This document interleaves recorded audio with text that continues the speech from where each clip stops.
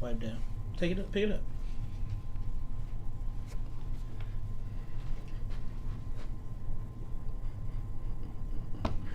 And it's gonna be living room TV, right? Yep. Cool. Perfect.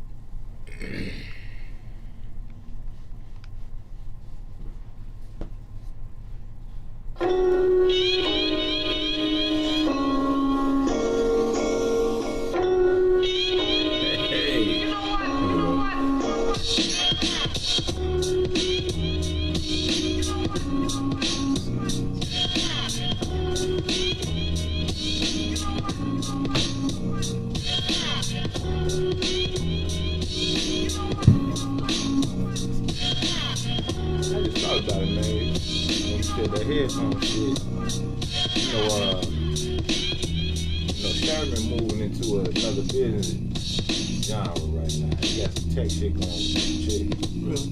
And it's basically sound and headphones. Okay. And the headphones they got, I ain't never heard no shit like this in my life. I bet I can't afford them motherfuckers. None of us can. Right? But the point is, they need visibility.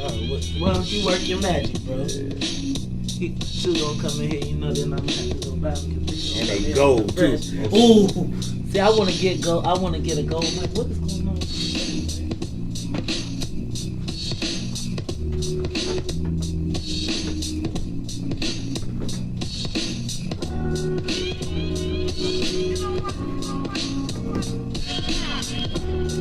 You know what? You know what? You know what? Yeah.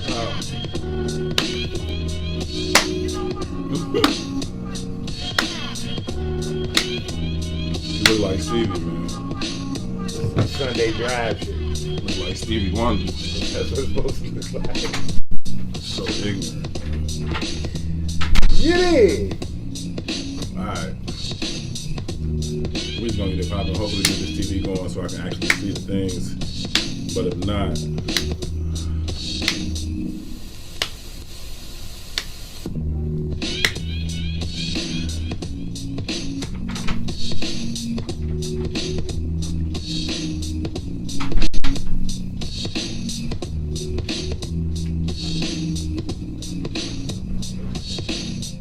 what's up, good people? You're listening to I Said What I Said with Tucson Warner and Herb Howard. You'll never breed a warrior. All right, Tui, you ready? We're gonna go live. We'll get that popping in a second. But we've been on for 3 minutes. And they ain't seen my beautiful face yet. You hear that? And that's what's happening at every angle. They're creating paradigms where we can only raise feminine men. You good? Whether they homosexual or not, they feminine as shit. You, sir. All Tui, you good? masculinity is toxic. All masculinity is toxic in a war-torn society where the dominant society is saying to your ass, we don't ever want no warriors. Right. You bastards. Any book you've ever read, you can read the Bible, goddammit. When they go and they destroy some shit, they kill all the boy babies. Yeah, for sure. I don't even want you growing up to think you gonna do some shit to me. Animals do the same thing. Kill If them I all. come over here and I take over this village now or whatever, like this gonna be my pride. First thing I'm doing, killing the male boys, like killing the male Don't babies. you like, even grow up with don't, that don't attitude, you little even think about it. Ever. Okay? Bitch. Ever. Right. You ain't my daddy, you damn right I ain't your daddy. Fuck your fort, little nigga. Fuck your fuck. like, Oh man, I hate that I laugh at this shit in public. That's real. I hate that I laugh at this stuff in public. That's real though, right? Tucson Warner and Herb Howard live on What's In It for the Black People Media, Monday, Wednesday, Friday, 1 p.m. to 3 p.m. You know what? Great afternoon to you, wonderful people. Welcome to another edition of I Said What I Said. We are live from the Mayfair Studios here. What's in it for the Black People Media? Herb Howard, Tucson Warner here with you each and every Monday, Wednesday, Friday, 1 to 3 p.m. Thank you so much for choosing to be a part of this conversation. We greatly, greatly appreciate you being here as always. Your input is valued. It is appreciated. If you want to be a part of the conversation, feel free to leave any of your comments right down at the bottom of the screen. We will read through as many of them as possible. If you want to join the conversation via telephone, you can also do that at the 2 o'clock hour. In the 2 o'clock hour, the phone lines will be open to you, 259-7474. So if you want to join the conversation that way, save your comments for the 2 o'clock hour. Write them down. Give us a call at 2 o'clock. We will open the phone lines for you. The telephone number is, again, 872-259-7474. Again, this is I Said What I Said. My name is Herb Howard. My esteemed co-host name is Toussaint Warner, and this is I Said What I Said. If you haven't tuned in to I Said What I Said, we've kind of decided that it is intellectual thuggery. That is a term that we got from Mace Jackson that Tu and I both appreciate, intellectual thuggery. So that's kind of what we get into. We try and discuss issues that are affecting the black community and how those things are impacting us as individuals, but also how they are impacting us as a collective. And then along with your help, we try to talk through those things and find some solutions for how we can overcome some of those things that we are dealing with. Again, overcome them as individuals, but perhaps more importantly, overcome them as a collective. And so that is what we attempt to do. And we do so in an unapologetic fashion, and we say what we say, and we mean it. And we aren't really too concerned with, hurt feelings or being politically correct. We say them exactly as we feel them. So again, thank you so much for choosing to be a part of the conversation. We would kindly ask that you would please take a quick moment to share the conversation. Share it on your personal page. Also, share within your personal network. Anyone that you think would either find value in or add value to this particular conversation, we want you to invite them to be a part of the conversation. We feel like the more like-minded individuals that we can have be a part of this conversation, the better the opportunity that we have to reach the optimum solutions going forward. So please share it within your personal network. Also, if you want to support the show financially, you can do that as well just by clicking on those gold stars at the bottom of your page. You click those gold stars and you can support the show. That way it means a great deal to us. It allows us to continue to improve the quality of the broadcast that we are bringing to you. So we greatly appreciate you all supporting in whatever way, shape, or form that you're able to. First and foremost, for listening, also for sharing, and also for contributing financially as well. We greatly appreciate it. Hope this Friday afternoon finds you all doing well. I'm certainly doing good. Good brother Tu, how are you, sir? Man, I'm blessed and highly favored, famo. Good. I'm glad to hear it. What was I about to say? Move closer to your mic, is I think what she said. Yeah. You doing good. I'm doing good. I've been trying to deal with an issue of safety, trying to make sure that my little cousin, if you've listened to the show, maybe last week you heard me talk about that my little cousin was murdered last weekend, and his funeral was going to be tomorrow. And listen, my little cousin had some challenges. He wasn't making all the best decisions in life in terms of some of the decisions he was making. Great young man that I love dearly. But he was caught up in the streets, and because of that, there's some concern that this funeral may not be safe, right? And so I've been, back and forth on the telephone with some different contacts, some different resources to try and make sure that this particular funeral will be safe, because my little cousin's decisions notwithstanding, there are lots of people who are very innocent that I love dearly that will be gathering tomorrow to honor and celebrate his life, and we want to make sure that goes safely. So that's kind of what I've been dealing with this morning. But other than that, I'm doing quite well. Let's jump out into the production studio where we shall find. I thought I had your camera up here. Esco. I don't have your camera up here, but I still want to say what's up to you. How are you, Miss Sonia Escobar, in the production studio? How are you? Just glad, you're okay. I'm doing good. To be honest with you, I haven't even had a chance to properly process this entire thing. I've been kind of just trying to make sure that my family's safe and trying to make sure that everybody's doing good, and I haven't really had a chance to process it for myself. So we will see how that goes. But I appreciate all of the thoughts and concerns, the prayers that I've been receiving, the text messages, the calls. Thank everybody so much. I truly appreciate it. All the comments when I first mentioned it that I saw here on the page. Truly appreciate it. They did not go unnoticed, and certainly not unappreciated. So thank you all so much for the support. Truly appreciate that as well. Also, joining us live in the studio, we are. I don't know what we did to deserve this, Toussaint. But joining us live in the studio is none other than Mace Jackson himself, kind enough to hang out with us for a little bit. Mace, what's going on, brother? How are you? Herb, too, man. Honored to be here on the show. I was starting to feel a certain kind of way, man. Yeah, and I want to be puffy all in your video. All right? in the video. You know what I'm saying? I'm trying to be, but I was like, man, Charlie, I you know what? I got engaged the other day with your show, and I was like, man, I need to be on that show. But let me just say to all of the viewers and the listeners out here, I am super excited while we do have a big announcement, I'm going to say that I think we have assembled what is going to be the all-star lineup of Chicago entertainment very shortly. And I don't even call it info edutainment. Right. Intellectual thuggery. Intellectual thuggery from 1 to 3, Monday, Wednesday, and Friday. But let me tell y'all, if you all have not been listening to I Said What I Said, you must tune in because it is clearly an engaging show.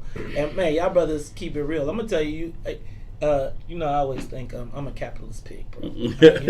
I want to get that bag. You know what I'm saying? Yeah. And then I want to buy my freedom, right? Yeah. And then I want to be like, I just want to come back and be like, I'm gonna take him and take him and Right. take him, and then y'all get through, y'all buy whoever y'all buy, and let's get up on out of here. Right. But I am going to tell you that it is refreshing to get your perspective, and I'm gonna tell y'all done have me think a little bit differently about this. These uprisings. I think I have said uprising somewhat tongue-in-cheek.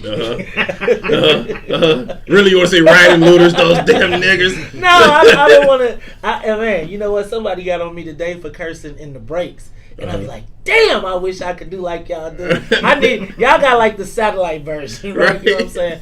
But Chicago, Urban 2, I Said What I Said. You know, I've been peeping y'all out for a minute. I'm loving the numbers. I'm sorry I didn't change your graphic. That's all good. They're like, hey Joe, hey Mace, you need to fix that graphic because that was our first day numbers. We starting to put up numbers, and I just need to tell you, you have a very loyal fan base that we are honored that you brought over to What's in It for the Black People, and we look forward to building with y'all, man. I'm gonna tell y'all, it is man, it just looks. It's good. It's good to know that I ain't the only brother that feels like, even though the bass in my voice doesn't denote it all the time, that there's got to be a place for black men, right? In this, and man, black men that support their black women but recognize their place as black men in society. So, man, it's great to be here with y'all, and I can't wait to chop it up with you a little bit. No, man, we appreciate you taking the time to hang out with us. It's the end of our second week, and we hadn't had you in here yet, so I knew you like, man, what's going on? I was like, I had my shiny suit ready. I'm like, man, take that. All in the video. I was like, man. Then I was like, I was thinking too, it was probably like, man, I don't want to be all up in my video. What's the Jay-Z line? Check your own video. You always be number 2. Right. Facts. No, but in all seriousness, man, it's been an absolute pleasure coming over here. These 2 weeks have gone by pretty fast. The show continues to grow. The audience continues to grow. The engagement continues to increase. People continue to share their thoughts on it and continue to share the conversation. So we greatly appreciate you for having us here. Everything has been going really, really well, and we are absolutely looking forward to the future. Huge announcements coming up. You guys will hear us teasing about this throughout the day. As we draw closer to Monday. But on Monday, What's in It for the Black People Media will be making an absolutely huge announcement that we think is going to truly shift or continue to shift the landscape in Chicago media. So that'll be coming up on Monday. You'll hear us talking about that a little bit more as we go through the show. Let me tell you, we got this thing we call social radio, right? Mm-hmm. And I think that it is social media has given us a unique opportunity to own what I like to say, own our own masters, right? Yeah. Go direct to the people, build your own base.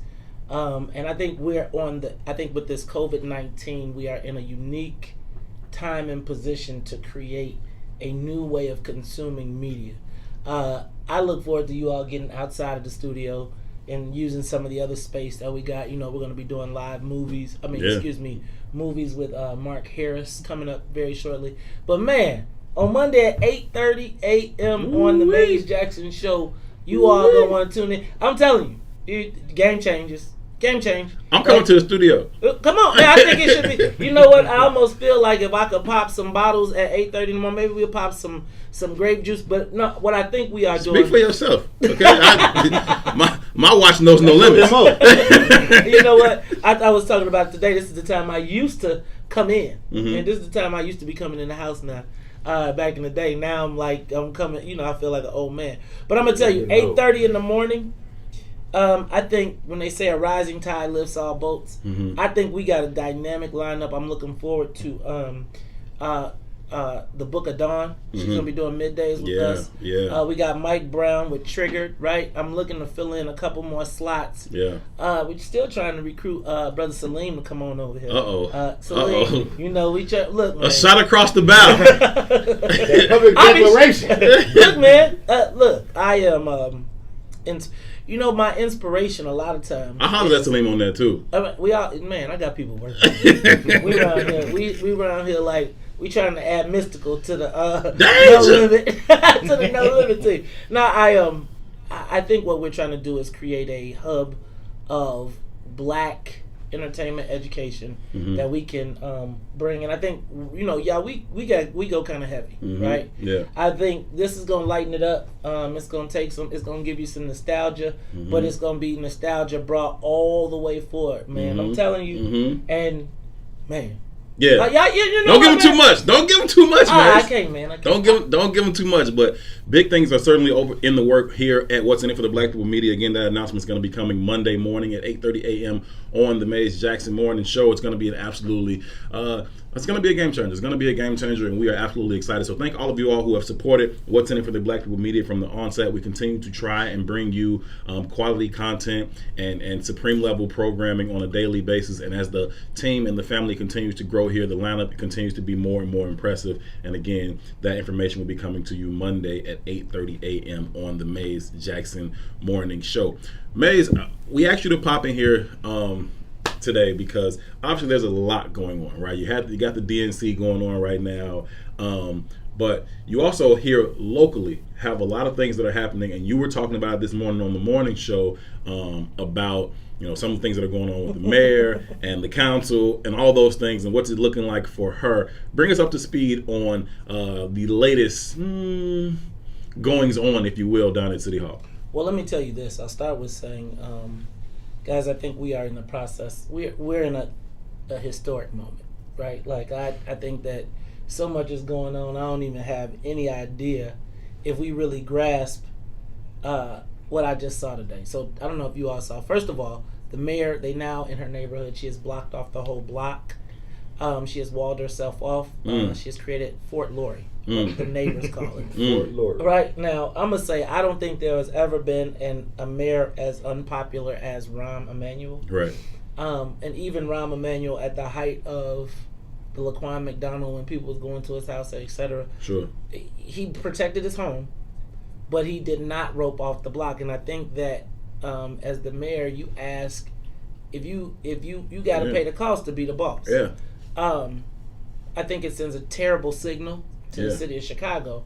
And she makes no apologies. I think the mayor is a do as I say, not as I do person, and I think she is very Trump-like to me, right? She explodes on people. She snaps off. She uses social media as her tool to whip, attack, memes, all that stuff. And I think she had the upper hand. I think today, though, we witnessed history, and I think people missed it. Today, I don't know if you saw 4 aldermen, 2 of whom were on our morning show, Alderman Ray Lopez, Alderman Anthony Beal, Alderman Napolitano, and then 5th Ward Alderman Leslie Hairston, forced an emergency city council meeting. So there's a process by which 4 people can force the council to gather. Right. Now, did the mayor want them to have this meeting? The mayor did not want to have this meeting under any circumstances.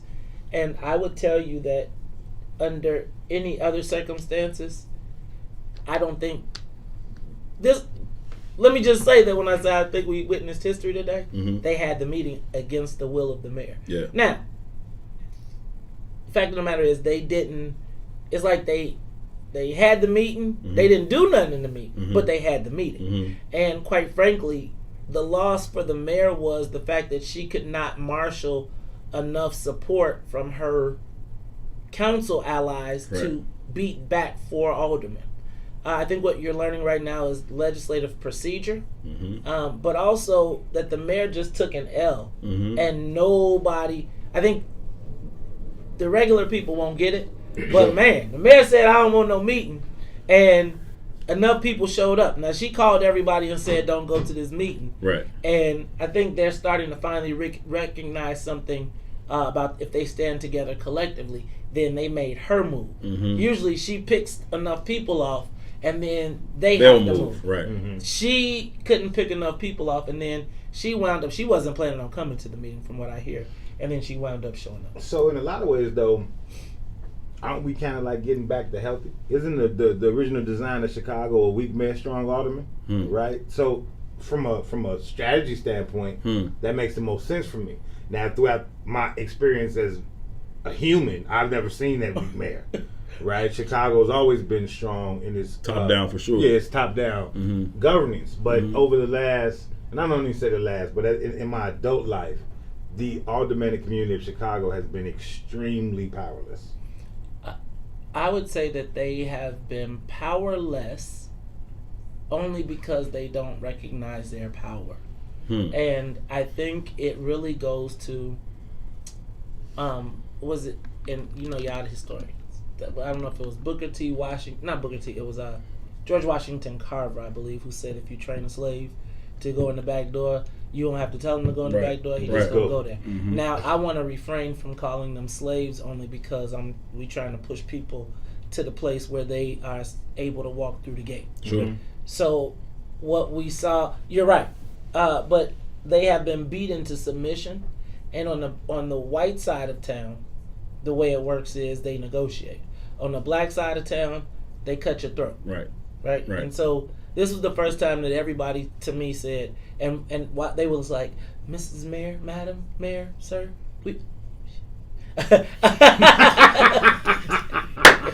Hey, play that drop. No, hey, Play the drop.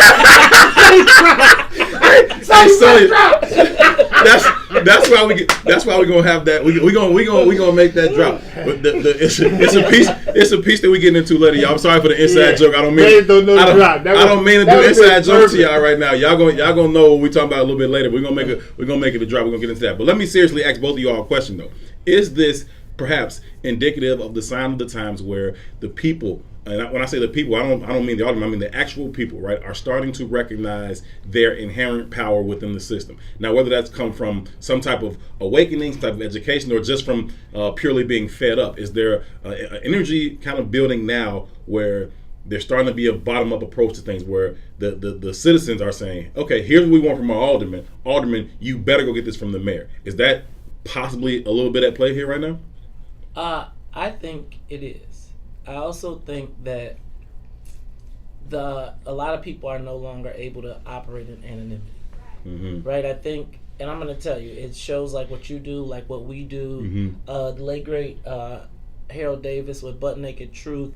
Again, these platforms where we all know that the world is migrating to social media. Now it's like you can hear the mug saying, it's you. And you on the broadcast looking, you like, oh shit. Right. They gonna find out that it's me. Right. So I do think what's happening is, and I think about what happened when the mayor raised the bridges around her house. Then where did everybody go? If we can't get to you, we gonna go back to the hood. And the worst thing that can happen for these aldermen is for the people in the hood, especially the young gunners, right, to get a civics lesson and then realize that 3/4 of the reason why they are where they are is because the people that they know and love who live next door could have voted yes, and you said no. Right. You said we could have A. You said no. You passed up. Right. No. Yes, I think they're worried about that. So I don't know why I agree with that, right? But even if I watched the Poli-Sci 101, Poli-Sci 102, right? So I'm a fan of the Poli-Sci series. And I think it was 101. Don't quote me because it was a while ago when you did 101. But you did a breakdown about how the transfers of power from the Daley administration changed from Harold Washington when he took the power away from the black alderman. I can't get that breakdown, but when you gave a breakdown, it made total sense about how the economics transferred about of the community, which in turn made that position that powerless position. Right. Now the problem is they're not anchored into the people. Right. Right.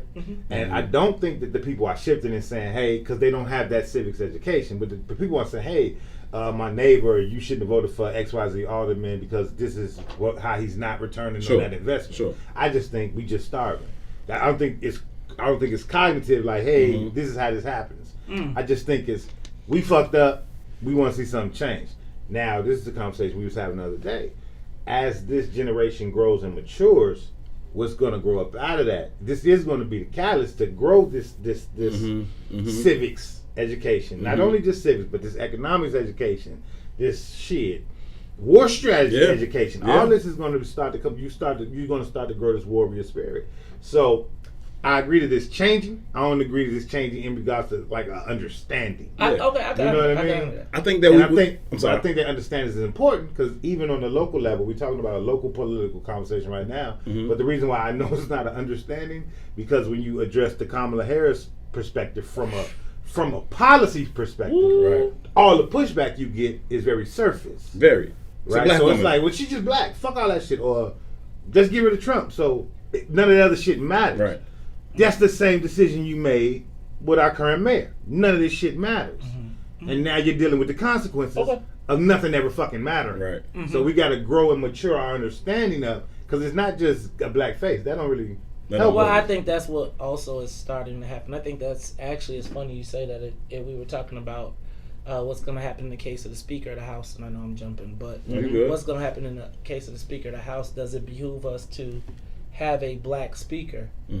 Or will we say, is a black face enough, right? Or do we say we don't need a black speaker, we need a pro-black black agenda, right? And I think that's, you know what I think is incumbent upon us, right? Coming out of all of this, is to try to, instead of leaving it to them, and what I've learned in politics is, politicians don't know the answer. They want you to answer the question and tell them what to do. I think we need to start answering what's in it for the black people for every issue, right? And then delivering that answer and then saying, this is what we want out of you. But I also think that I think the other thing is we have got to, connect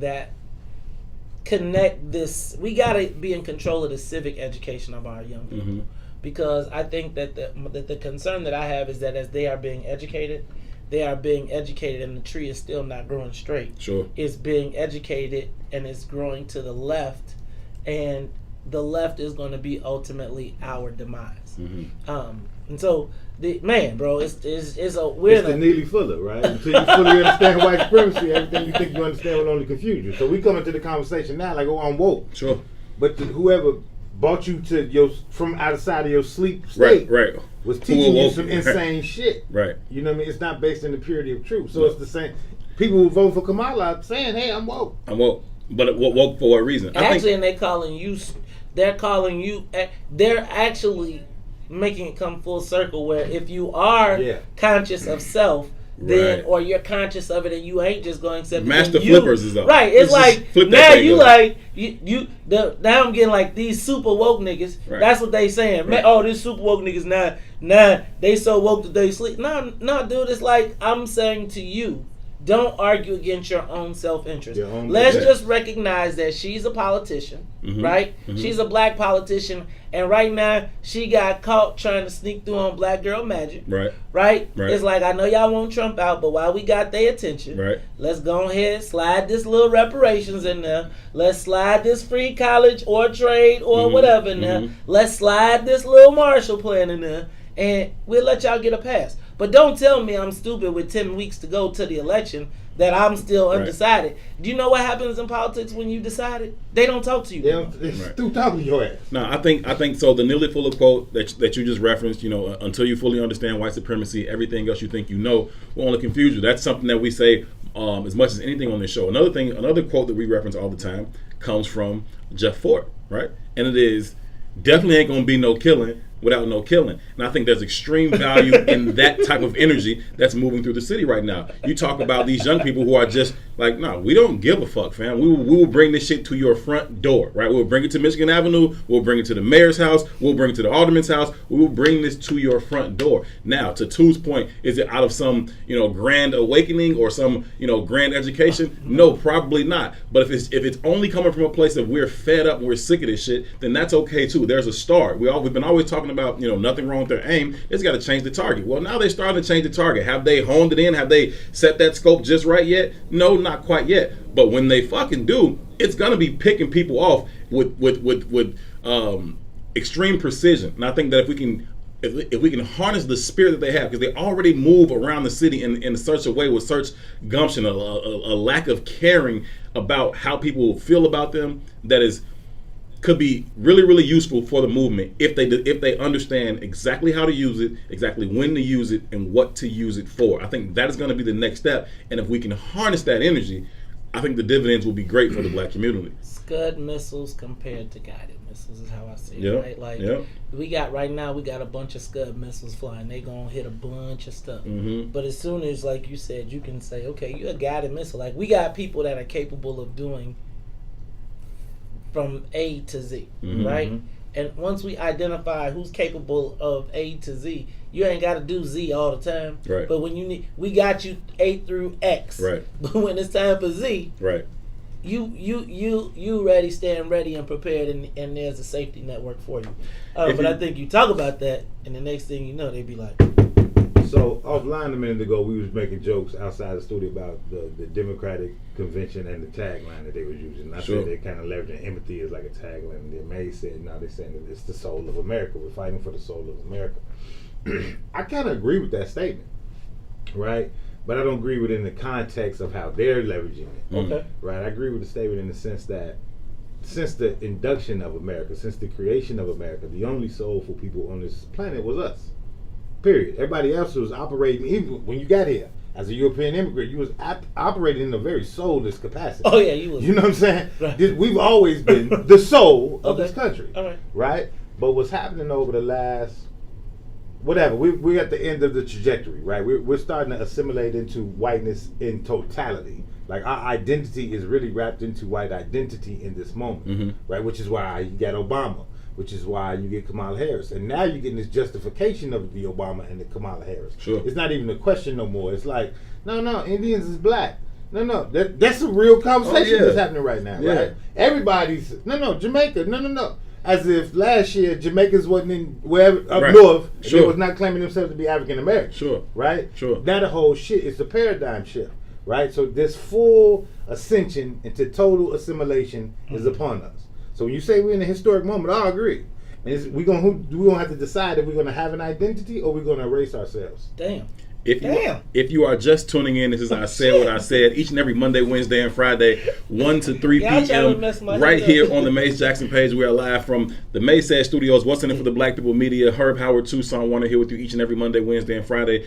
The incomparable Sonia Escobar in the production studio. And we are thrilled to be joined live in studio by the one and only Mace Jackson himself is here. Thank y'all so much for tuning in, choosing to be a part of the conversation. What's up, Mace? Check this out, right?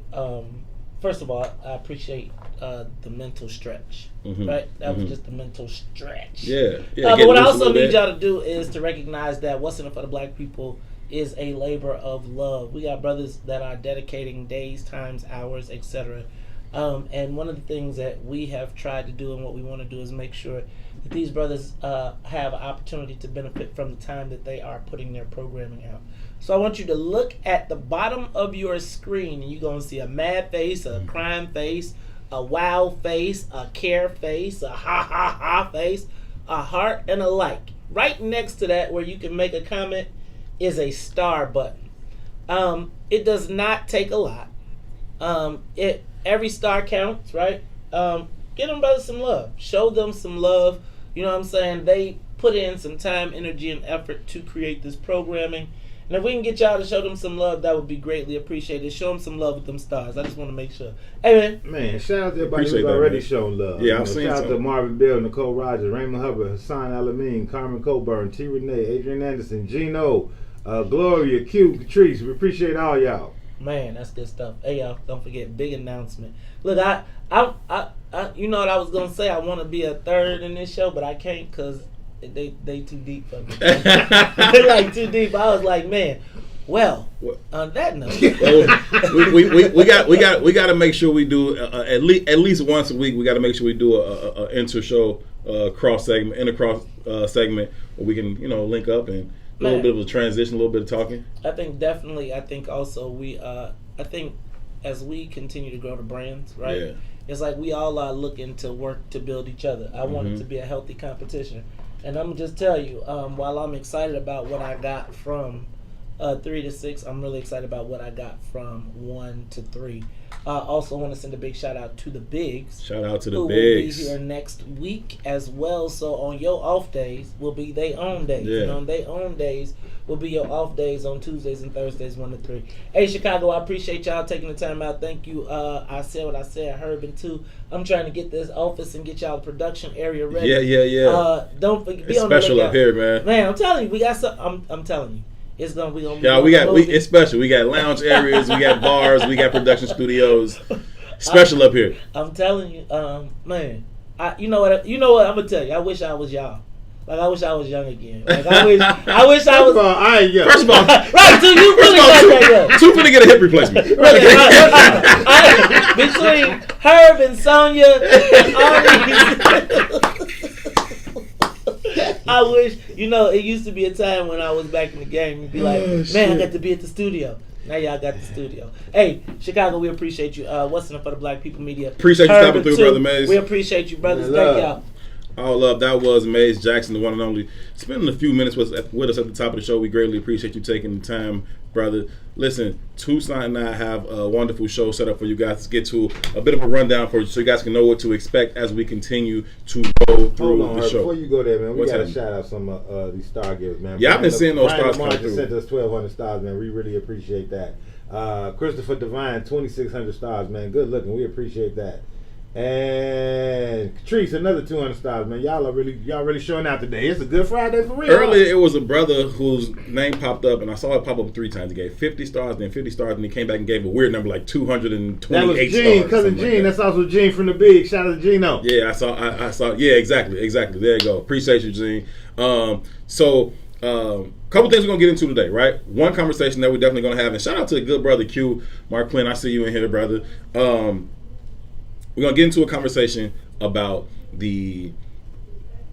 let me not start there, right? Let's have this big picture conversation where we're gonna talk about one. I don't know if you guys saw this video or not, but there's video of the executive from the. Is he from the Milwaukee Bucks? Damn, I'm drawing a blank on what team the brother's from. No, Toronto Raptors. From the Toronto Raptors, I'm sorry. From the Toronto Raptors, right? Mm-hmm. Brother from the Toronto Raptors. He's an executive in their front office, and he was assaulted by security at the Golden State Warriors stadium last year during the NBA Finals. We're going to talk about that as well. And you sent me another story too. Mm-hmm. That was really, really interesting. You want to tease that a little bit? That's the one we're probably gonna open up with anyway. I sent one about the birth rates, the black birth rates, right? And I sent another one about what was the other one I sent you? I can't remember. Me neither. That's what it is. You don't even remember. But listen, the basis of all them stories is for us to understand our positioning in the United States of America right now, and even to the conversation we the Flint, Michigan conversation. The Flint, Michigan water conversation. We spent the hour talking about it before the show. I know, but in the conversation we were just having with Maze, though, it really brought it to the forefront. It brought it to the light. Like we really are in a kind of fight for the soul of America right now. And again, if we understand our positioning, we have been like the moral center of America. Yeah. And as we assimilate into this white culture in a way that we've never have before, we're leaving the least of us behind in a way that we've never had before. Sure. And you see it represented in all these stories, right? You see it and we're gonna get a little more in depth, but 3 in 5 black babies that are cared for by a white doctor don't survive at birth. That shit is an alarm. 3 times more likely. Right. Black women going through child labor are 3 times more likely to die going through child labor. But even the Flint, Michigan conversation it comes about was interesting because what happened was they just released they're doing a settlement for the people who suffered through the Flint, Michigan water crisis. Right. I think they're supposed to announce the terms and conditions of that settlement. I think in a couple of days, maybe they said. But the basis of it is like the settlement is for $600 million. Now the Flint, Michigan water crisis happened in 2005. Right. Right, and we talk about it like it's a past tense thing, but it's still ongoing. They still don't have clean water. It's still ongoing. They still don't have clean water, right? So they're settling a lawsuit while the infraction is still happening. It's like you getting shot and then somebody continuing to shoot your ass. You done negotiated a deal while they still shooting your ass. Right. It doesn't make any sense. We can't do that, right? can't do it. I think that all of these particular stories that we're going to run through, the Flint, Michigan water crisis and the potential $600 settlement that's on the table for them.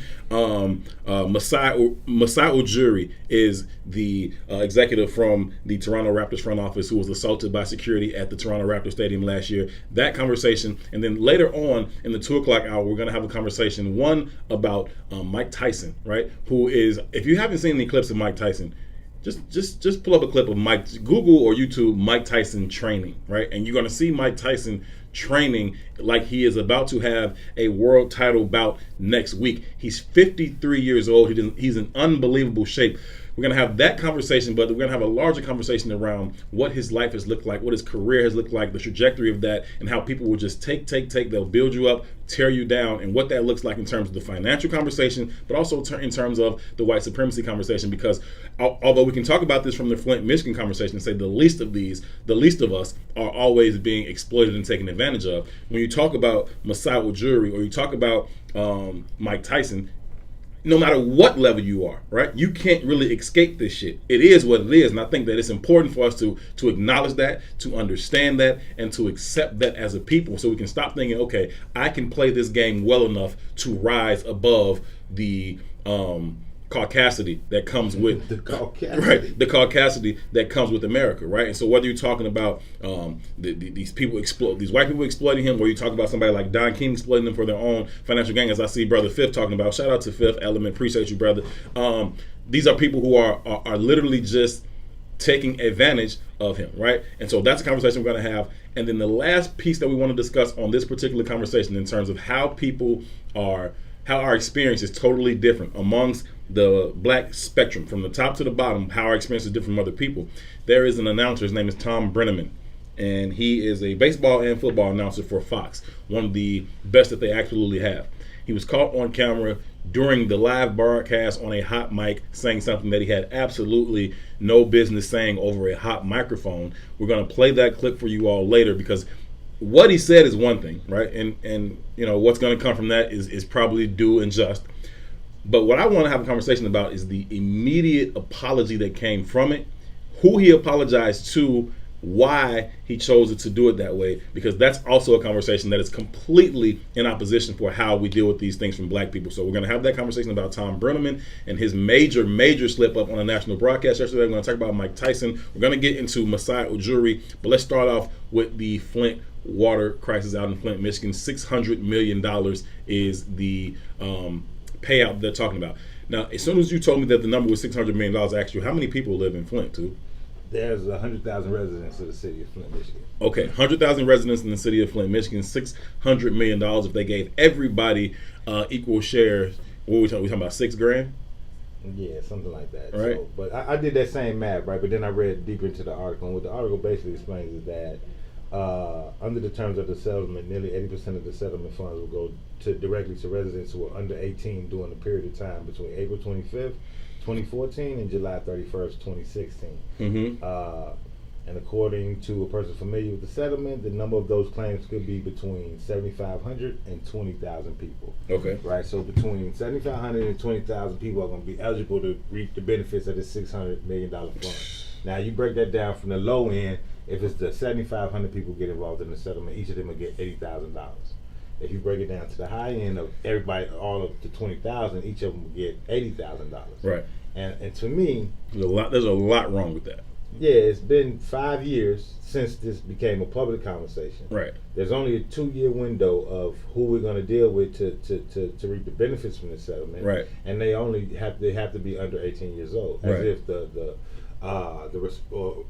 responses to the health responses that you got from that water, did that stop bothering you at 18? Right. I don't understand. Right. Cause if I remember correctly, people were getting lesions on their brains mm-hmm. from drinking that water. Mm-hmm. You know, then there was other skin diseases just from having drank it over the course of decades. Just bathing in right. water. You know what I mean? So there's all kind of things going on. So I don't understand how you set the parameters at being just under 18. Someone just only a child should be benefiting from this settlement. And not mm-hmm. only that, mm-hmm. it's at the high end, like I said, at the high end, it's $30,000. And you people die behind this shit. Mm-hmm. Is your life worth $30,000? That's it. That's all you got, right? 30 grand will kill you. And it does two things. One, closes the case, right? So we're no longer on the hook for what what happens next, even though it's still not fixed. Even though y'all still don't have clean water, the case is now closed, right? So that's one problem. Secondly, how do you put a price on these people's life, right? How does this continue to be just an economic conversation where you say, okay, well, what would it really cost for us to completely redo the water system in Flint, Michigan? What would it cost for us to go in there, redo all the pipes? Probably more than $600 million, right? So whatever that number is, they figure out what it would be to go and redo that thing, whatever it's $1.5 billion or $2 billion, whatever it might be, right? They got that number on the board and they say, well, here's our negotiating range, right? We won't even approach that number, right? Because if we were going to approach that number, theoretically, we would just fucking change the piping, right? We aren't going to do that. So how do we settle this thing at a much, much cheaper rate? I don't know how they come to $600 million or how they come up with this age number, because like 18 or not. If I'm 19, I've been drinking the fucking water. If I'm 25, I've been drinking the water. If I'm 50, I've been drinking the water and bathing and shower. Like, I don't understand how they come up with those numbers. But you continue to make economic decisions with the lives of black people, and it's never to our benefit, ever. Yeah, but it's also because we accept it. Can you whip my ass? Right, and therein lies the conversation about this is a fight for the soul of America. Even when we start talking about the Democratic National Convention. Sure. Right, so yeah, the number's going to range between 30 and 80,000 for 20,000 people. Right, so we're going to leave out 80,000 people. We don't give a shit about the 80 other thousand residents of the city. You're going to deal with whatever you got to deal with, how you got to deal with it. But 20,000 of these residents are going to get compensated, right? And in that compensation, even though it's small from a big picture perspective, you got to think about Flint. You also got to think about black positioning in America. When our net worth is $1,700, when the median dual household is only bringing in when the median dual income earning household is only bringing in $30,000, for you to get $80,000 from a settlement, that's a world of difference, right? And we're going to accept that. It's life changing money. It's not life changing money, but that's you know what I mean. It's the point is we don't have access to capital. We don't know it, right? We don't even know what real capital looks like because we just not been involved in the conversation. We ain't in the game. So what we do is we sell ourselves for real cheap. And we've done it across the board, and we're doing it again. We did it in Flint, right? We've accepted for 5 years that they're not going to fix the water system. It's just been going on. And I don't know what's going on with the residents in Flint, but if we look about the national spectrum, nobody's having the Flint conversation. Nobody's having that conversation. Catrice says, in their minds, black folks will take the money and shut up, right? Now, ideally, I would like to say, it's bullshit. We aren't going to do that. But nothing in our history suggests that we won't just take it and shut up, right? We're going to take it laying down. We're going to take it and like it, right? And I think that until we show an ability and a willingness to respond differently, these are the types of responses and results we're going to continue to get from these people. They don't give a fuck. It comes down to, we don't care about you, what's in our best financial interest, what's in our best political interest, and if that happens to be diabolically opposed to, like, what's good for you, fuck it. Can you whip my ass or not, right? But again, the breakdown is this, though, right? We give our votes blindly. We don't ask for anything in return, right? So it's one thing to say, it's like a business deal, right? If I sign a contract with you and I don't ask you for shit and then you don't give me shit, who's really at fault? That's me. The guy who didn't ask for shit or the guy who didn't offer shit? Heard Loon giving that example about his contractual situation with Bad Boy versus the Lox's contractual situation with Bad Boy, because they was asking him, like, we never really heard you beefing with them. He was like, that's because I owned all my shit. Like, I came into the game about the money. I knew how to negotiate my contract. Nothing against Jadakiss and all them, my guys, but they came in, they just wanted some notoriety and some fame. And then they got jerked out the money because they didn't negotiate it in.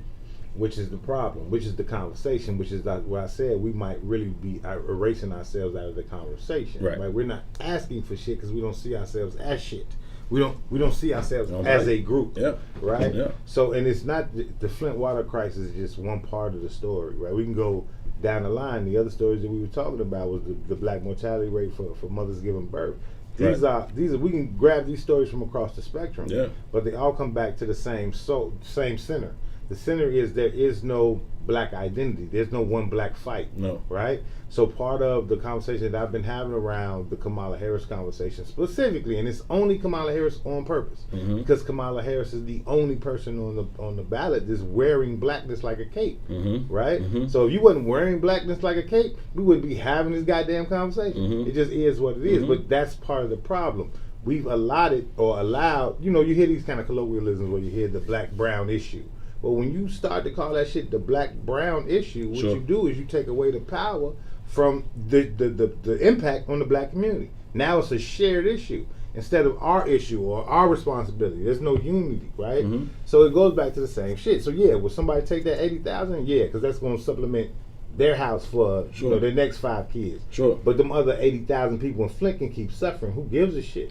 And as Felicia mentioned, autism is one of the things that's caused by lead poisoning. And that's a lifelong impact, right? You can't give me $80,000 for my whole damn life, right? You can't alter my life in that way, give me $80,000 and say it's okay, right? That's not enough. But again, when you are starving, when you are in extreme poverty, when you are in a state of desperation, that $80,000 is like, listen, don't y'all come down here with all that black activism shit telling me not to take my 80. I need to run my 80. I'm cool with it, right? And you know, what does that really do for you, right? Because you're still drinking poisoned water. But so for me, like whether we talking water, whether we talking COVID, Mm-hmm. whether we talking the post office, it doesn't really matter what the conversation is. I think all of those specific incidents just serve as mediums in which to explain the dynamic of the situation, Mm-hmm. right? I don't think the mindset around those situations change when the product change, when the gross product change, whether it be water, whether it be mail,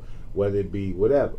We are a caste, and we have to understand what a caste is, right? We've been kind of conditioned to be a contagion to wealth, a contagion to health, a contagion to happiness. Mm-hmm. We've been conditioned to be in one particular position, and in our reach or in our grasp to be thought of as being a part of this society, we've been giving away our power Sure. by allowing that contagion to dominate the philosophy. Yep. Right? Yep. All we really want is to be accepted. All we really want is to That's be it. valued. But all of that is stemmed from being valued and accepted from someone outside force. Mm-hmm. Mm-hmm. Right? When the real product, or when the real power is being validated with inside the force. Mm-hmm. And then the force operating as one unit and demanding power outside of that group. Right? So collectively, here's what we want. But in order to ask for something collectively, you have to have a collective understanding, right? Mm-hmm. If you're a gangster disciple, Right. Psycho. right? If you're a gangster disciple, you Mhm. got to first decide to be a gangster disciple, Right. right? And then you have a goal, right? Then it's like a creed attached to being a Sure. gangster disciple. There's Sure. a creed attached to being a Blackstone Ranger, Sure. but you got to make that decision first, right? So we haven't made the decision on what team we're going to play for, and what we're seeing now is that everybody else who sees the power in our team, they're infiltrating all of the positions of power inside of that unit, Mhm. and now they're creating what the team is going to look like. So it's not going to be black people anymore. It's going to be this kind of rainbow coalition of Yeah. blackness as an idea. And that's different from other subsets of our society, right? When we talk about the clip that we're going to play later, I talked about the broadcast announcer Tom Brenneman. What he said over the hot mic when he didn't know he was live was a derogatory term towards homosexuals, right? And we're going to play the clip for you so you can hear it. But what they understood in the immediate aftermath was that all gay people were going to be pissed off, right? And that's not the case when you harm black people. Nobody feels like all black people finna be pissed. All black people finna bring this fight to our front door the way they feel if I say something wrong about the Jewish community or about the LGBTQI+37 community. Like, nobody really, it's not the same thing, right? And for us, we have to get to a space where people view the prospects of angering us the same way they view the prospects of angering other groups. Because until we get to that space, people will continue to freely abuse us. Now, I want to get to a point that DS made, and shout out to DS Sanders. She is I say what I said, OG. She says, it's sad, but it's true that 80K is all the money some of us will ever see in a lump sum in our lifetime. It's like hitting the lottery. Poverty doesn't allow for rationale and long-term thinking. What do you think about that, too? I agree. But we got to get out of poverty, right? We got to change. We have to have the mindset structured to get ourselves out of poverty, or it'd be, again, we keep talking about this. It's like a continual conversation. Mm-hmm. Poverty is legislated just like wealth. So we also, just like we are also trying to build a future to pass down generational wealth to our children, what we're doing right now is passing down these generational curses of poverty. So if you understand that, and you understand that the way to get up out of that is as a group or as a collective, then you'll change your strategies to get there. Mm-hmm. You're not gonna. What's the king thing we played the other day? How do you tell a man who has no boots to put himself up by the bootstrap? Right. And what I'm saying is, collectively as a community, we don't have any boots. That's why I keep saying we have to understand our position, right? There's no one man above the group, one Collective. band, one sound, Right. right? There is no what's the word I'm looking for here? There is no distinctions in our communities, No. right? The top earners in our communities, to be a top earner in our community, all you really need is $120,000 as an income for a year, Right. right? Right. Well, $120,000 a year in Chicago is nothing, Right. right? So if that's the top, and you live right next door to the guy that's making $30,000, what's the distinction? Right. There are no classes, Right. So we have to see ourselves as one conglomerate group and design a strategy to go forward to leverage legislation to begin to build wealth. Otherwise, we're just running in circles. It's irrational. You cannot get there. We always do this. I hate this shit. It bothers me to my core. When you say, well, the Chinese population or the Asian population is only 3% population, and we need to mimic what they're doing and look and see what they're doing and doing what they're doing. Cognitively, we don't recognize that there's legislation behind everything they're doing, right? Also, we don't understand that they didn't come here poor. You don't get from China to America. You don't cross no fucking oceans without no money. Right. They didn't hitchhike here, Right. right? You Right. showed up here with some capital. Also, to the point of Kamala again. You watch the speech at the DNC, she started talking about them goddamn, what is it, H-1B visas.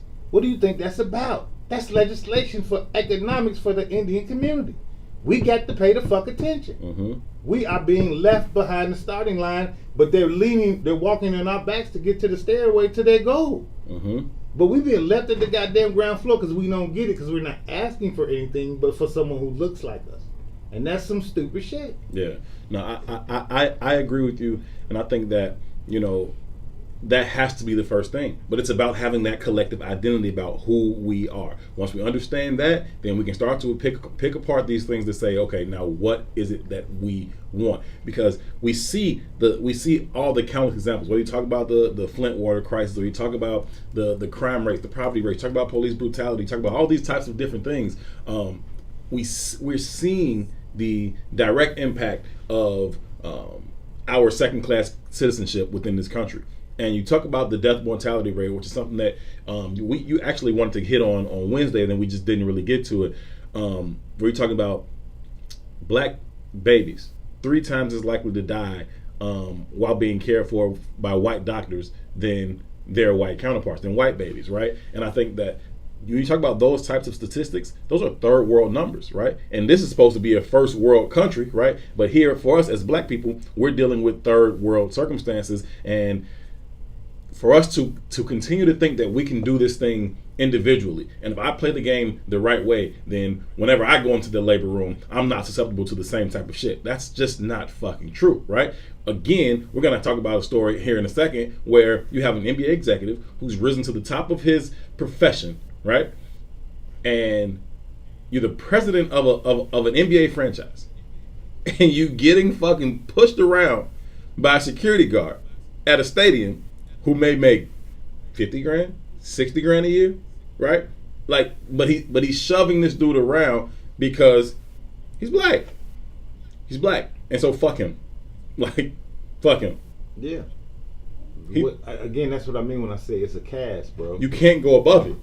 It's a caste. It doesn't matter, right? The young boy, Young Dolph, just released the album the other day, and he said it's called Rich Slaves or something like that. And I don't know who Young Dolph is. I'm not gonna lie to you. Young Dolph, rapper from Memphis. He's actually born in Chicago.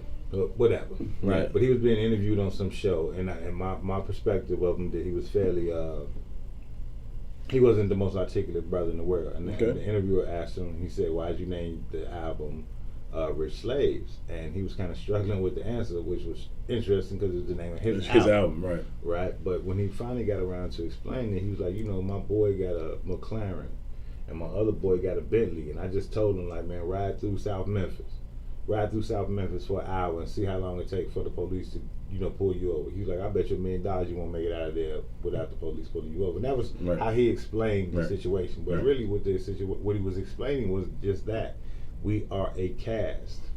There is no elevation from a caste system. You have to get out of that system as a group. Period. Individually, you can't.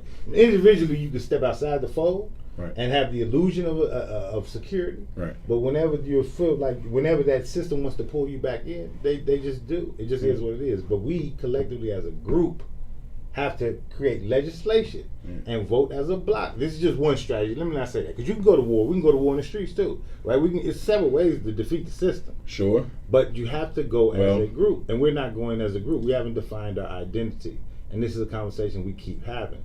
We can't define our identity because we do shit like vote for Kamala Harris and argue over what blackness really means. Yeah. Right. And I think I think we're in an interesting time in the sense that I believe, and this is my personal opinion, right? I think the most comprehensive definition of our experience right now, of our experiences in America, is showing up in that ADOS movement, right? When I think about the ADOS movement, even though it's a movement based on and generated around reparations, for me, what it brings forth is a comprehensive understanding of our identity, right? And even in trying to push that through, there's a pushback because people don't like the connotation of the word slave attached to the ADOS moniker, right? But that's part of our identity. That's part of the reality of who we are. That's part of the reality of the journey that got us here. But we so caught up on the image of, or how some shit makes us feel, we can't deal with the reality of it. We won't even invest in learning what the fuck it means because of the word slavery. Like, as if slavery wasn't a real part of our experience. I just don't understand that. It was very much a real part of our experience. We're going to take a break. When we come back from break, we're going to give you a couple more examples of incidents that have taken place and careers that have been built up and destroyed based off our different experience as black people in this country. This is I Said What I Said. Tucson Warner, Herb Howard here with you on What's in It for the Black People Media. We are live from the Maysaid Studios. We'll be right back after this. What's up, good people? Appreciate y'all tuning in. What up, Maze? Nah, you all good. Hip hop, hip hop. Damn, it went out on you again. Did you try to hook it back? Yeah. From here, I tried to, but it didn't pop back. Oh, there you go. Now it popped back up. We good. Should come on. All right. Now, what we're gonna do is put this down. Cool. What it do?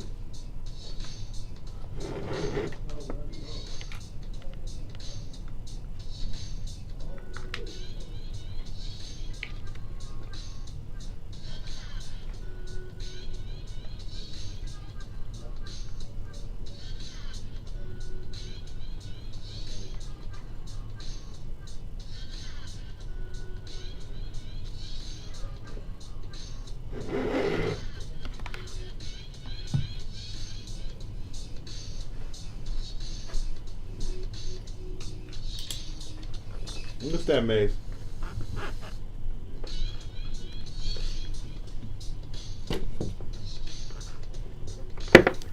What's this, like a mixer? Yeah, man. Trying to see if I can get this audio all the way good. Q, what up? Hey, shout out to Q, y'all. Yesterday, Q took me to the gun range and let me shoot that big boy. That big AI. We was tearing that gun range up. I wasn't hitting nothing.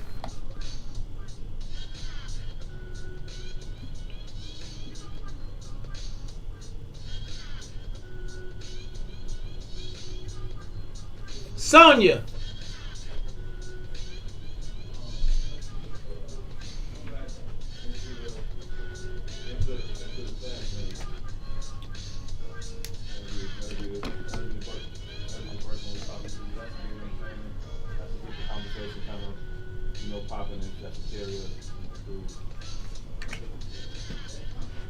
Can you hear that?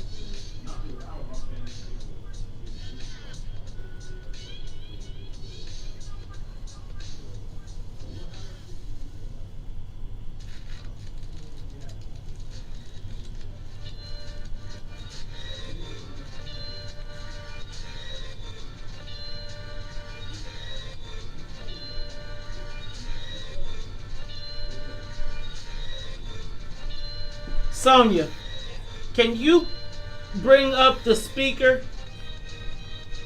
Bring it up. I want to hear it real quick.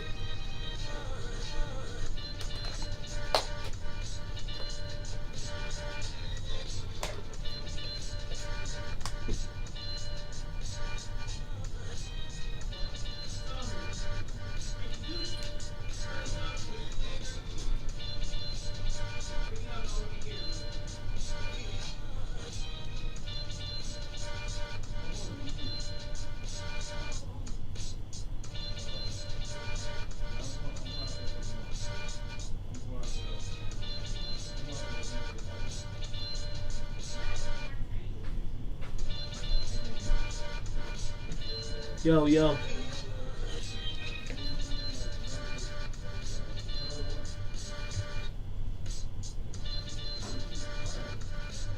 Yo, yo, yo.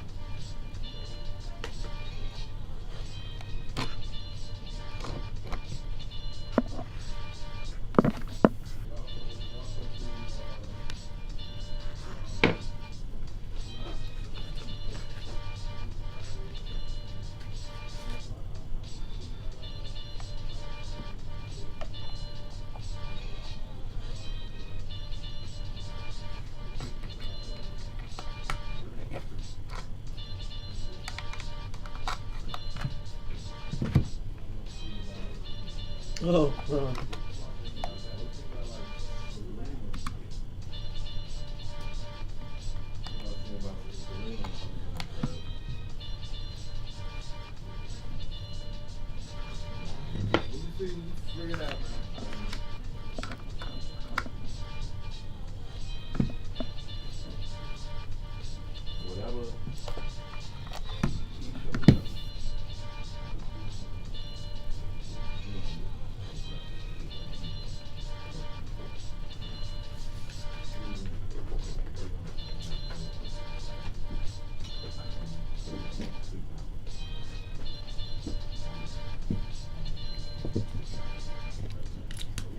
Alright.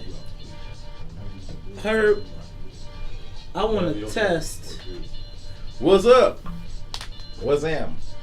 Alright, I want to test your audio. We're going to try something different. Alright. Your audio. Oh, okay. You got new toys every time I come in here. So what we want to do is be able to control clean audio.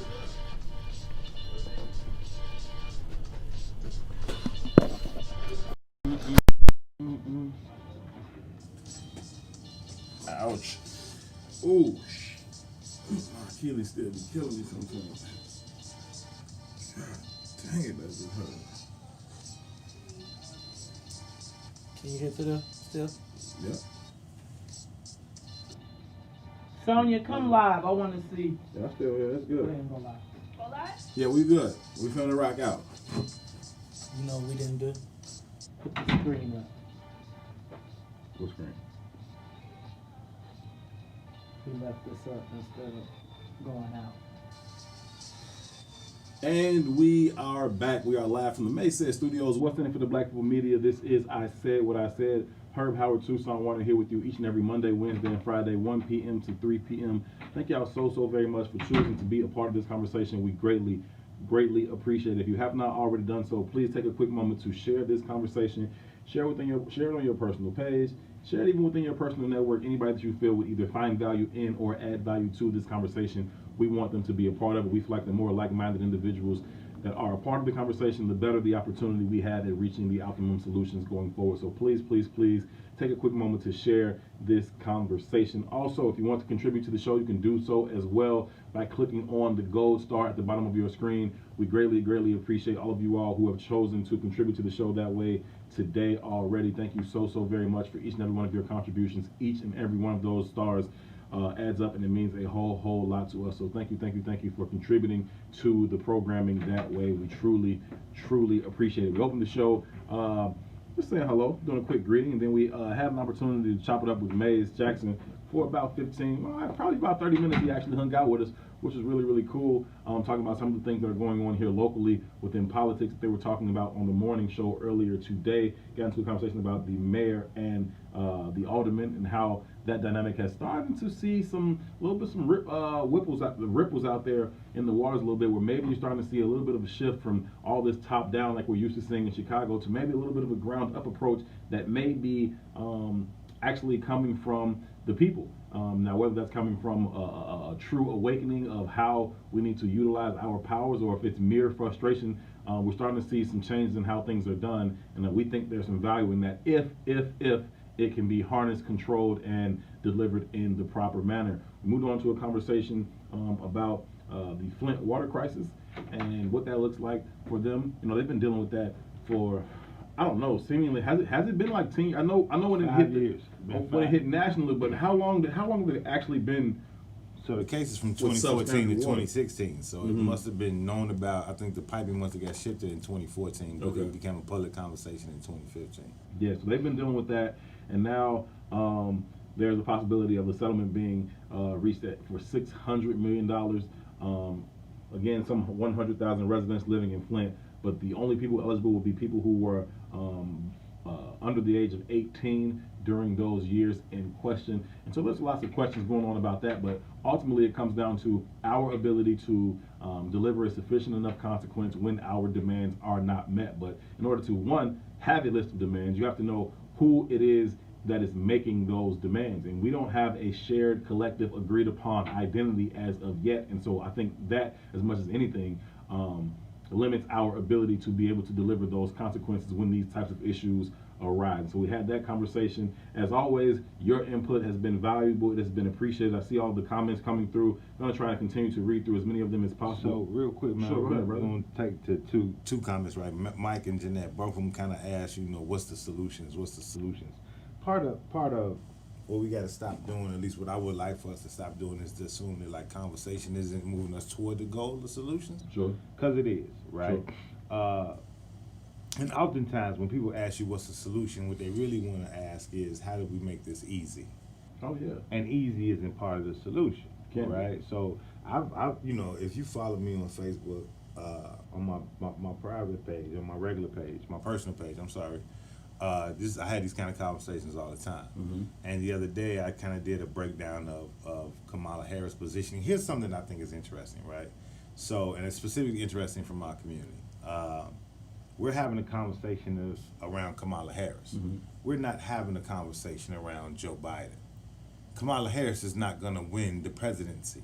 We're talking about Kamala Harris as if she's holding the position that Barack was holding. Right. Right. We were having the Right. same rallying call Right. around Barack, but Barack was running for president. Right.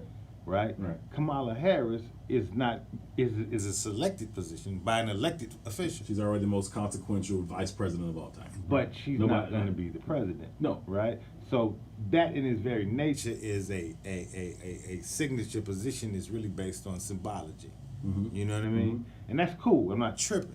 Because it's important that we start to rationalize and understand we have the value of identity anyway. Mm-hmm. So in this moment, however, it matters that we start having these kind of in-depth conversations about what it means to be African American, what it means to be American descendant of slavery, what it means to be a Jamaican American, what does it mean to be from the black diaspora? Sure. What does that really mean? Right. Right? And in context to resources, how does that play out? Uh-huh. So when we start talking about solutions in regards to being an American-born descendant of slavery, our solution, like I said the other day, is a spiritual one.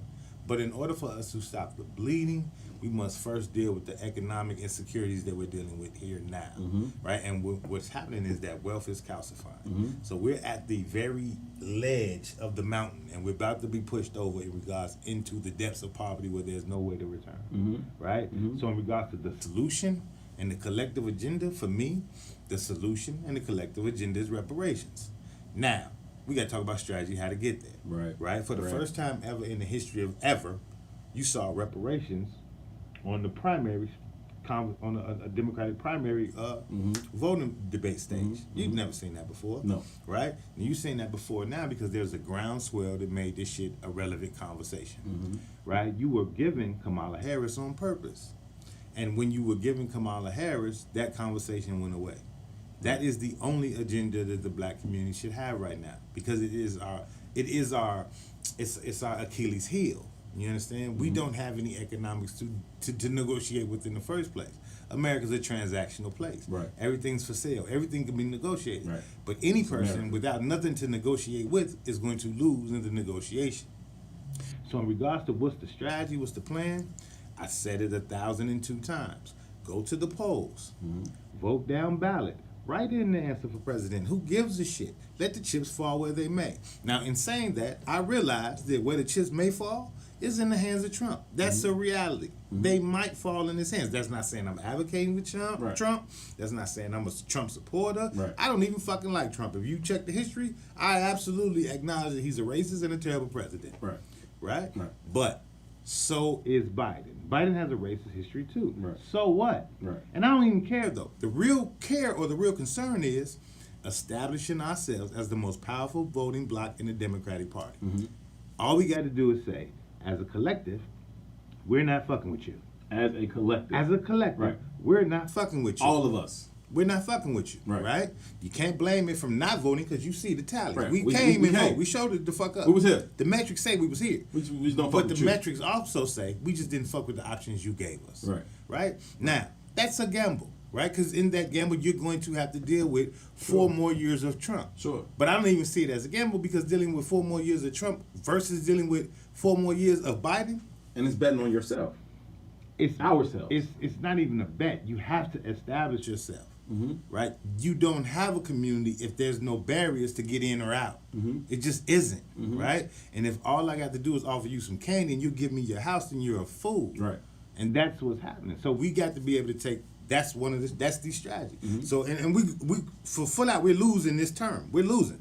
Yeah. Right? We're not getting any elected official. We're losing. We're not going to get a president. We're Right. going to lose. Right. Because we're not choosing one. Right. Right? Right. And whoever wins, we already come to the Both of them is a L. consensus that we're going to lose anyway. Right. Right? But what it does is And- establish you for going forward. The Democratic Party will never have power again unless they are willing to align with what the fuck we want. Right. Y'all need us Period. more than we need y'all. Because we ain't got shit from Now, I y'all. can say all that. And I'm sure that the comments are going to come back and say, well, no, that ain't good enough answer. So you don't really want my solution. So if that's the case, you come up with your solution. Provide a better one. Provide a better one. Provide a better one. Provide a better one. But It's not going to be a comfortable transition regardless. no, but I think people want it to be comfortable, right? They want it to be easy. And I think that's part of the reason why we haven't moved in the first place, right? We want to remain comfortable, even though we're trying to find comfort within a state of discomfort, a perpetual state of discomfort. And I think that a lot of times people just want to find the easiest thing to do. And so if the easiest thing to do is just for me to shut up and find my place within this already terrible system, then fine, I'll shut up and find my place within it. And if I'm able to feed myself and pay my bills and put some clothes on and drive a car, then I'm doing well within this system as it is. Even though this system is set up and designed to defeat me and I can't overcome it no matter which heights I ascend myself to personally. That being said, I think that people just want to get to a space where I just want to move, right? The desperation sets in. It's like I want to go and I want to go as quickly as possible. I'm desperate and I'm in a hurry to get out of here. And if you want to go fast, you go alone, right? If you want to go far, you go together. And so a lot of people are going fast and they say, okay, well, look at the strides I'm making personally as an individual alone, right? But you aren't going to go very far. You can only go as far as they allow you to go because you're moving by yourself. Whereas if we all move as a collective, will it take more time? Yes. Will it take more energy? Yes. Will it take some great sacrifices? Absolutely. But the tangible results on the back end of us moving as a unit all together will be much more, the tangible results will be much greater for us if we move that way as opposed to, let's just go real fast by myself. Yeah, but I've been black all my life. Sure. And I've heard all of the great orators from my community say the same conversation. We need unity, we need unity, we need unity. And I get how that starts to sound like a goddamn broken record, right? I fully understand that. But the reason I keep leveraging the ADOS conversation is because from a data perspective, they break down and understanding what it means to be black and American in a way that the world has never seen. Yeah. Right? We've always seen ourselves as part of the diaspora. We've always linked ourselves to an attachment to Africa. Mm-hmm. We've always leveraged that culture of Africa as kind of the anchoring in of us as a society, even on American soil. Like being born black in America is a kind of an interesting conundrum. When the Jamaicans come over here, you see them waving the Jamaican flag with pride. You see Haiti, the poorest country in the Western Hemisphere, but when Haitians come over here, you see them waving the Haitian flag. Yeah. You know what I mean? Yeah. When you see the Nigerians waving, there's an attachment to culturally culture to the and country, identity. Right. to the identity, right? But being born black in America is kind of a disconnect. We're like that stepchild Trying to find some who shit. nobody really loved in the house, Right. and you're searching for that love Right. all the time. But Right. regardless of why you searching, regardless of if you're searching for that love or not, the truth is that you were formulated from this seed, right? You were planted here, right? And we have to find value in the citizenship of being planted here, stepchild or not. This is home, and we got to embrace home like a Haitian would embrace home, or like a Jamaican would embrace home, Yeah. or like a Nigerian would embrace Yeah. home. And what's happening is we don't do that, No. right? Because we've hearkened in or got caught up in the emotional state of being the stepchild. It is what it is, fam. We got to deal with it. We got to grow through the hurt. It is what it is. This is must. home. You must. And because it's home, we got to protect home like anybody would Like protect anybody else home. will protect home. It just is what it is. Shaw made a good point, and then somebody else made a couple of good points. Shaw says, I'd rather lose establishing ourselves than continue to lose riding with losers and people who overlook us when they win, right? Because we know as soon as they fucking win, they gone. We ain't gonna see them again for 4 more fucking years, right? They've shown us that time and time again. But if we take this opportunity to flex our collective muscle just once for everybody to flex at the exact same moment to say, let's see how strong we can be if we all flex at the same time in the same moment. We can then establish ourselves as someone who must be reckoned with. We must address the black people and their issues and their concerns if we want to continue to remain viable in the political process, right? And so I think that the value of us being able to do that much so outweighs the potential of maybe having Trump or whoever else for 4 more years. There's another point that I wanted to get to because who made the point though? Okay, Raw Diva made the point, says, will it take turn it down just a little bit more, please. Will it take reading and doing research and due diligence? Yes. Will it take unlearning what you've been taught since birth?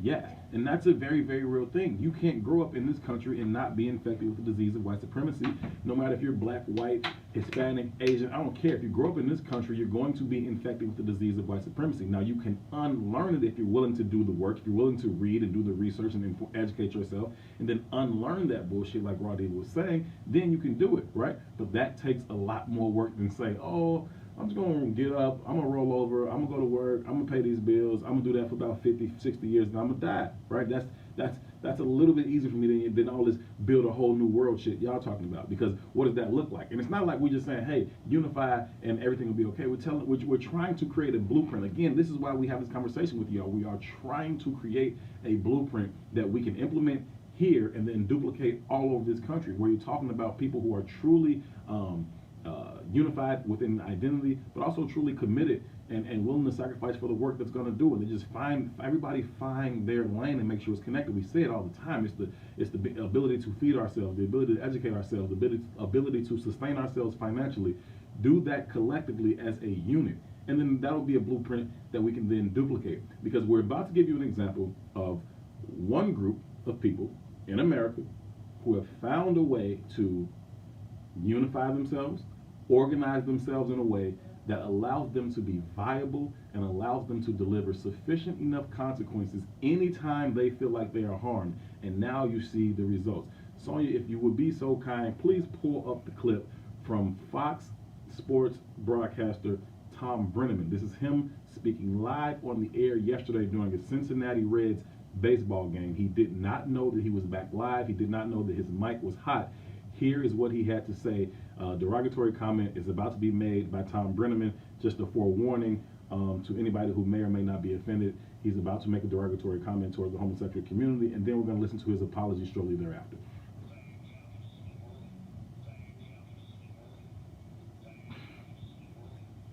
Fag capitals of the world, right? Now, unfortunately, you don't hear what city he was talking about. Whatever the conversation was, what they were having before they came back live, he didn't know they came back live, and his comment was that's one of the that city or that place is one of the fag capitals of the world.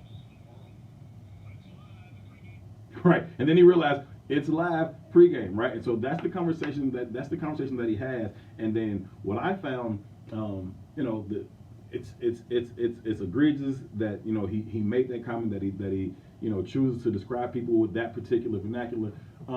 That being said, what I found particularly interesting about this conversation is the immediacy of the apology, because it came shortly thereafter within the same live broadcast. They start talking about the baseball. Somebody hits a home run while he's apologizing. Now he says, "Oh, that's a home run. The score is now this." While he's trying to apologize, because he understood, his producers understood, the directors understood that we have to apologize immediately for what just took place live on the air. And so now we're going to hear that apology. And what I find most interesting about it is, one, who he's apologizing to, and also the timing with which he chose to apologize.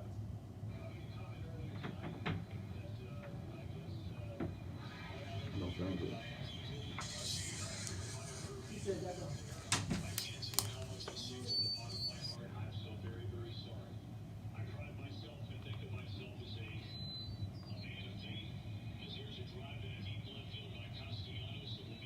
Not paying for his money.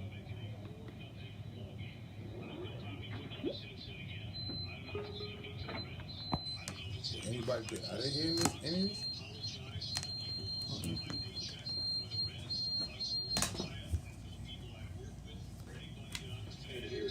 I can't begin to tell you how deeply sorry I am. That is not who I am. It never has been. And I'd like to think maybe I could have some people that could back that up. I am very, very sorry, and I beg for your forgiveness. Capitals of the world. Okay, so I think that we may have, that's my fault. I may not have had the speaker turned up for you guys all the way when the actual clip of what he actually said was playing. So if we can bring Sonia, give me 1 second to flip this speaker on, and if you will bring it back here in just a second, we can hear it. I'm going to flip the speaker on, and now if you would so kindly bring back the original clip for what he said live on air. Fag capitals of the world. Reds live, the pregame. Again, please. Fag capitals of the world. That is crazy. Reds live, the pregame. And then get to his apology. I made a comment earlier tonight that I guess went out over the air that I am deeply ashamed of. If I have hurt anyone out there, I can't tell you how much I say from the bottom of my heart. I'm so very, very sorry. I pride myself and think of myself as a man of faith, as there's a drive in a deep left field by Castellanos that will be a home run, and so that'll make it a 4-0 ball game. I don't know if I'm going to be putting on this headset again. I don't know if it's going to be for the Reds. I don't know if it's going to be for my bosses at Fox. I'm going to apologize for the people who signed my paycheck, for the Reds, for Fox Sports Ohio, for the people I work with, for anybody that I've offended here tonight. I can't begin to tell you how deeply sorry I am. That is not who I am. It never has been. And I'd like to think maybe I could have some people that could back that up. I am very, very sorry, and I beg for your forgiveness. Again, that was the voice of Tom Brenneman. Tom Brenneman is a sports broadcaster for Fox. He does a lot of football games, lots of baseball games. He is a member of one of their better crews, and he was caught on a live mic, on a hot mic yesterday, saying that somewhere is one of the fag capitals of the world, and he immediately came back to apologize. And what I find most interesting about that is, one, the timing of the apology, how quickly it came. It's not something that came later after the game. It's not something that broke later. It came during the same broadcast, right? And he comes right back and he's apologizing. But what he does was, he was like, well, maybe my mic was on, y'all heard me say something that may have offended some people. I want to apologize to the people who signed my checks, right? That's who I really want to apologize to. I want to apologize to the people who signed my checks. It's literally what he said. All the people over at Fox, all the people over at MLB, the people who signed my checks are the people that I want to apologize to. And there's two things there, right? One is, first of all, you keep that weak ass apology, right? Because everybody understands this is who you are, this is how you feel, you said what you said, whatever, right? But what you immediately recognize was that you're probably about to be fired, at the very least suspended. This is going to hit you in your pockets. And so that is literally what's on your fucking mind, and it came right out of your mouth. I want to apologize to the people who signed my checks.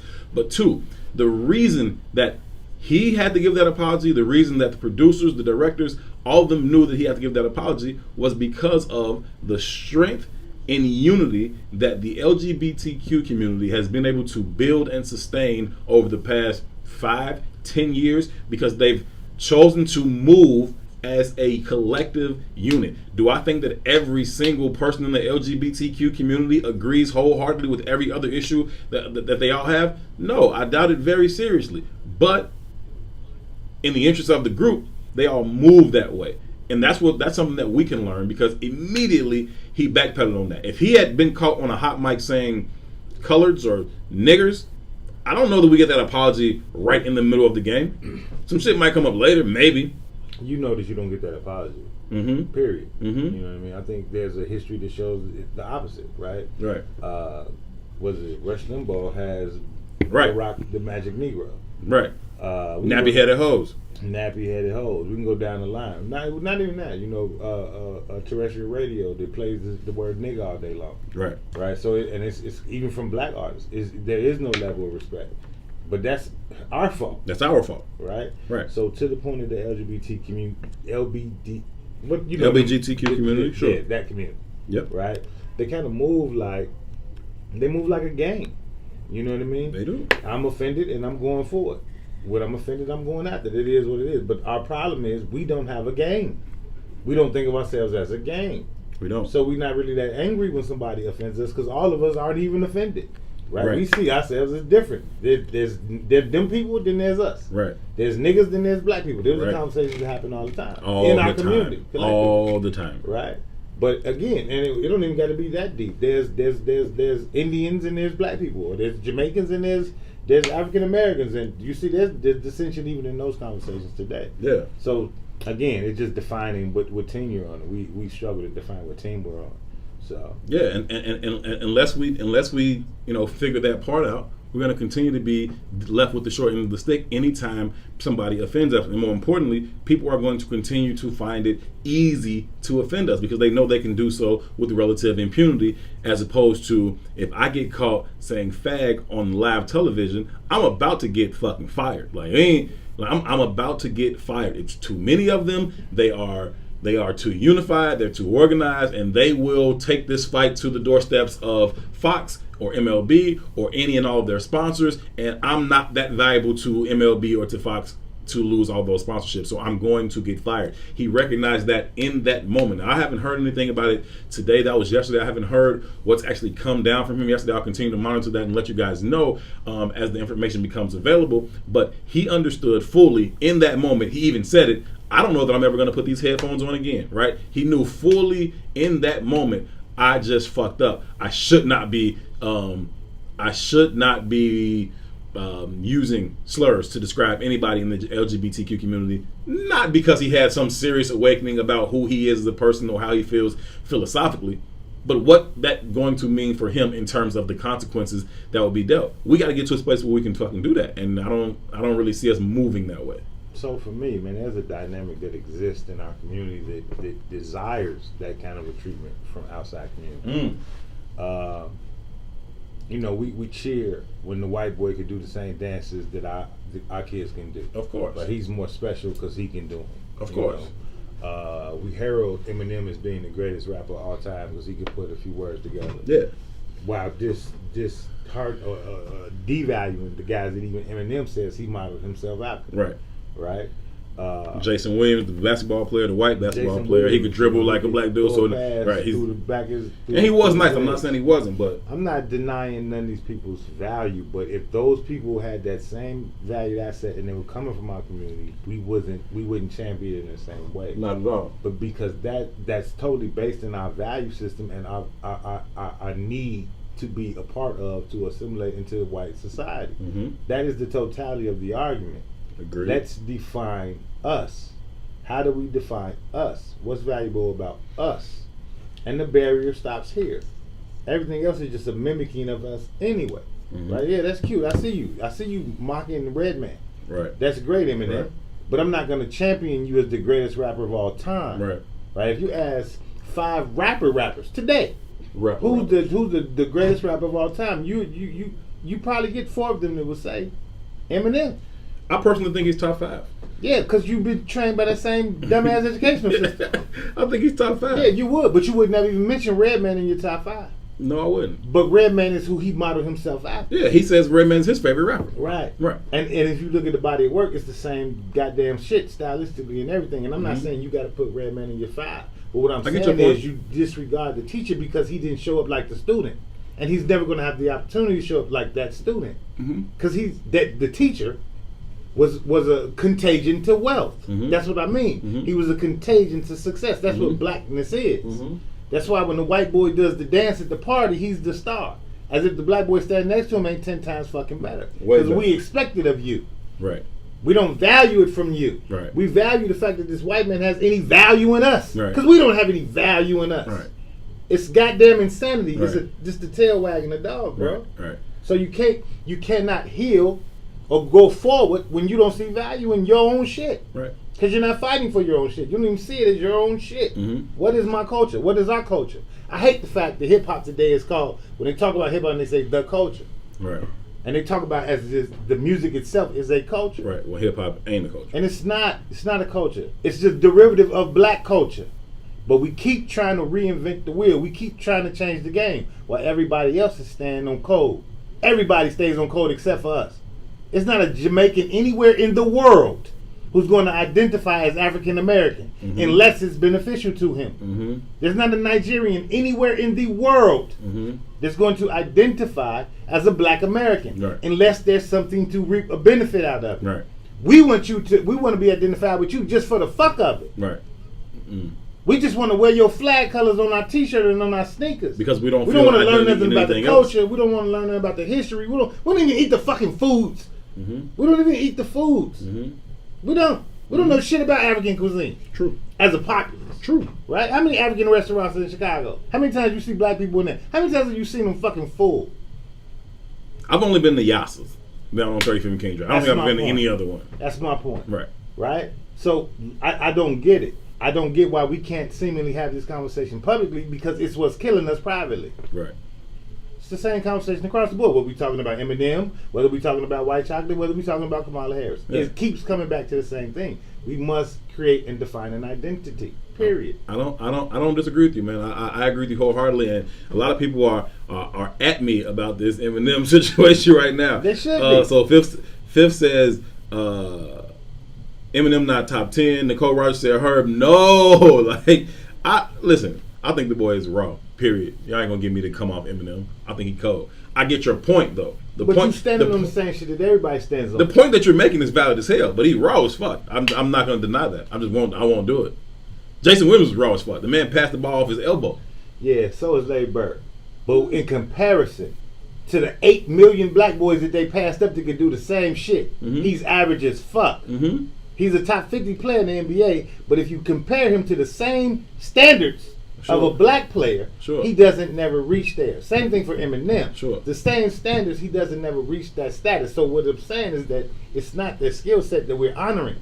It's their whiteness that we're honoring. I don't give a fuck. You can disagree how you want. Okay. You can disagree how you want. It's the conditioning. It is what it is. It is what it is, bro. So, okay. So you're saying in premise, not you're saying if Eminem, same songs, same music, same album, same video, same everything, but he was black, I wouldn't think he was top 5? No. Because you don't even consider Redman. Name your favorite Redman album. You don't even fucking know one. That's my point. Just like the music that we listen to on the radio, where you could not like this song, but they're going to play it 24 hours a day, and after a while you know the song. It's conditioning, right? It propels you to think that this has a certain level of value. After a while, you might start saying, hey man, this is a trash-ass song. Weekend, you know all the words to the song. 2 weeks in, you're like, well, this ain't all that bad. 3 weeks in, now you're playing this shit on purpose. It's the same conditioning. That's the access that whiteness has. It is what it is. Jason Williams, he has a fucking nickname. In the NBA to have a nickname, and in the NBA to have a nickname, you have to be what? Nice as hell. Nice as hell. Is he nice as hell like that? Yes, he's nice as no, hell, the fuck bro. He isn't. Yes, I can he name is. 8 black point guards who can play better than him who don't have that. Sure, they ain't never had a shoe contract. They ain't never had a poster. Right, because that's about marketability. Skip to my Lou is a street ball legend. Right.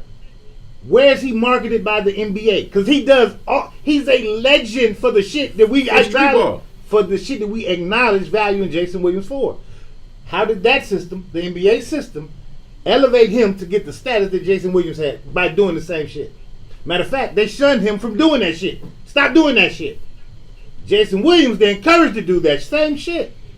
It's conditioning, bro, because they find value in them emulating us. It is what it is. I'm considering it. I'm weighing it around my head. Listen, you know, and the rest of y'all from I Say What I Said family, y'all know. Listen, if I think that y'all making valid points, I'll have no problem changing my mind. I'm not that arrogant. I'm not that stuck on my own ideas. It's gonna take me a while to think that the only reason that I think that Eminem is top 5 is because he's white. I don't really think that, right? And so if I play with it in my mind and it comes to I actually do think that, I have no problem admitting that. Okay, well maybe the only reason I think he's nice because he's white. I don't think that's true though. I don't think the only reason that Jason Williams is nice because he's white. This is why we always use the nearly full of quote though. That's how powerful the quote is. Mm-hmm. Everything that you've ever experienced has been seasoned with the value of whiteness. And it absolutely applies to me. I don't just say it applies to everybody else. It applies to everybody. Me too, for sure. The white man's ice is cold. That's the theory. It's the same thing, right? Until you fully understand white supremacy, everything you think you understand will only confuse you.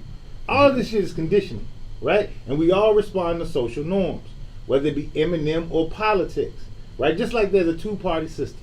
And I just told everybody to vote down ballot, say fuck that shit. That whether you agree or disagree or not. Sure. There's a conversation that I've been having for the last month and telling people, hey, we ain't got to vote for nobody. We can just say vote down ballot. And actually, in essence, a non-vote is a vote. I've decided that I don't like you motherfuckers. So I'm voting for my sanity and saying I'm not going to pick the lesser of two evils. That's my vote. That's a vote. That is a vote. Sure. But our conditioning says, well, who going to win? Somebody got to win, right? Right. Why can't you see yourself as a winner? Why can't you see the strategy as a winner? Right. Why can't you see moving up the food chain and obtaining some power as a successful move toward a goal? Right. Right? Because we've been conditioned that we got to pick somebody. It's just conditioning. Why? It's only two major parties. We're celebrating Kamala Harris as being the first black woman on a major party ticket. Mm-hmm. What's that really mean? That fuck everybody else who's ever tried to run before. Yeah, you fuckers didn't matter. But now that this white person has accepted your ass, thank God we finally made it to the white man evaluate us. And so to that part, that part I am in total agreement with, right? Because I've said that all the time. That I get pissed off about things about how we validate our own culture based off white people's metrics, right? So you talk about things like Grammys or Oscars, and I'm supposed to believe that Denzel Washington is now all of a sudden such a better actor because he's finally won a fucking Oscar. Well, before he won an Oscar for Training Day, I thought he was the fucking greatest actor out there. Period. I didn't need that to be validated by white standards, right? Same thing with Grammys and shit. I've been watching the Versus things, the thing that Timbaland and Swiss Beats put together to have different artists kind of come together to celebrate the music in a battle kind of way. One song for one song, they kind of battle. I've been enjoying all of them, right? But recently, when they were getting ready for the Rick Ross versus 2 Chainz battle, they put out a post that kind of compared their resumes side by side.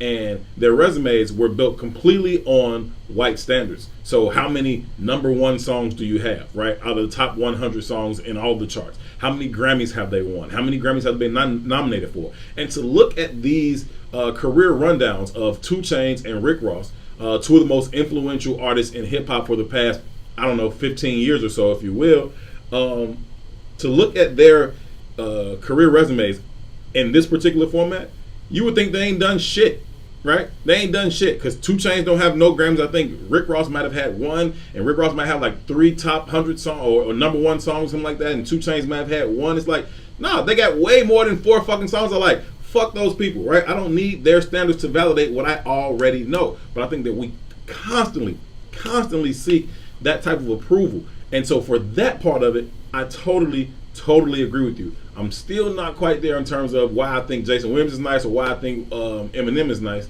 But I get the point that you're making. I really do. Okay. Okay. So I'm trying to pull up some of these comments because I've been reading them as they go, and somebody just threw a meme on here, and I don't know how to get past the doggone meme. No, but the basic breakdown, man, is a conversation that we continually keep having. But I think that as a society or as a group specifically, we're moving closer and closer toward the answers, right? I think there's a struggle whenever growth happens.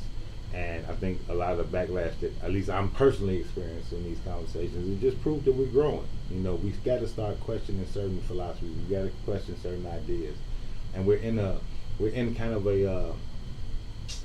time lapse in a lot of ways, right? There's a clash happening, right? There's a diminishing of the old and the birthing of the new. These new philosophies are coming in, these new ideas are coming in, and the old guard is pushing back, because they're not really accepting of these new philosophies and these new ideas. But the reality is just like the reparations conversation. Like, there's been people talking about reparations since the end of slavery, but in this very moment, there's a new conversation emerging around reparations that makes more sense. Right, and because it makes more sense, you can leverage it in different ways, and it's going to give it legs. So it's working on that continuum, and it's supposed to happen like that. That's how growth happens, right? But we got to move or let the elders or the old ideas go. They run their course and accept or make room for the new ideas. African Americanism as a construct is an old idea. It's a dated idea. Now we got to adapt to our new identity. Yeah. Our authentic identity. And we got to, run with the creation of what that means. And that's going to empower our community, but we got to be able to, we must have the willingness to accept that, to grow with it. It just is what it is. I think it's about that self-love, right? It starts on the inside. Like, if I can love myself, then I can love you. If I can see the value in me, then I can also see the value in you, so long as I see us as the same, right? And again, that goes back to an identity thing as well, where you talk about leading with love and that having to be the first in me, then to be able to give it out to the rest of my community, then that's one thing. But if I don't really have it in myself, then for whatever reason, I'm then able to see it in other people, in other groups of people, somebody who does not look like me. Maybe I give them a clean slate, and so I can just judge them purely on whether or not I like that song, or whether or not I think they're a good player, or I think they're a good actor. Then I can just judge them basically evenly, without any of the cloudiness that's already been put in our head from being black over the years. Salim and Q are asking you, what's your top 5 MCs? First of all, shout out to Salim, because he said that he thinks Eminem is dope too. He does acknowledge. I missed the comment, so I'm sorry for misquoting Salim. But he does acknowledge the white privilege or the white viewpoint in that conversation. But he thinks that Eminem is dope, and he said, I don't need to cave to y'all, so I'm not. Fuck y'all. No, I'm playing. My top 5. It is Jay-Z, Big, Eminem, Jadakiss, and T.I. Those are my top 5 rappers. Yeah. J, Big, M, Kiss. How old are you? Tip, 34. Listen, man.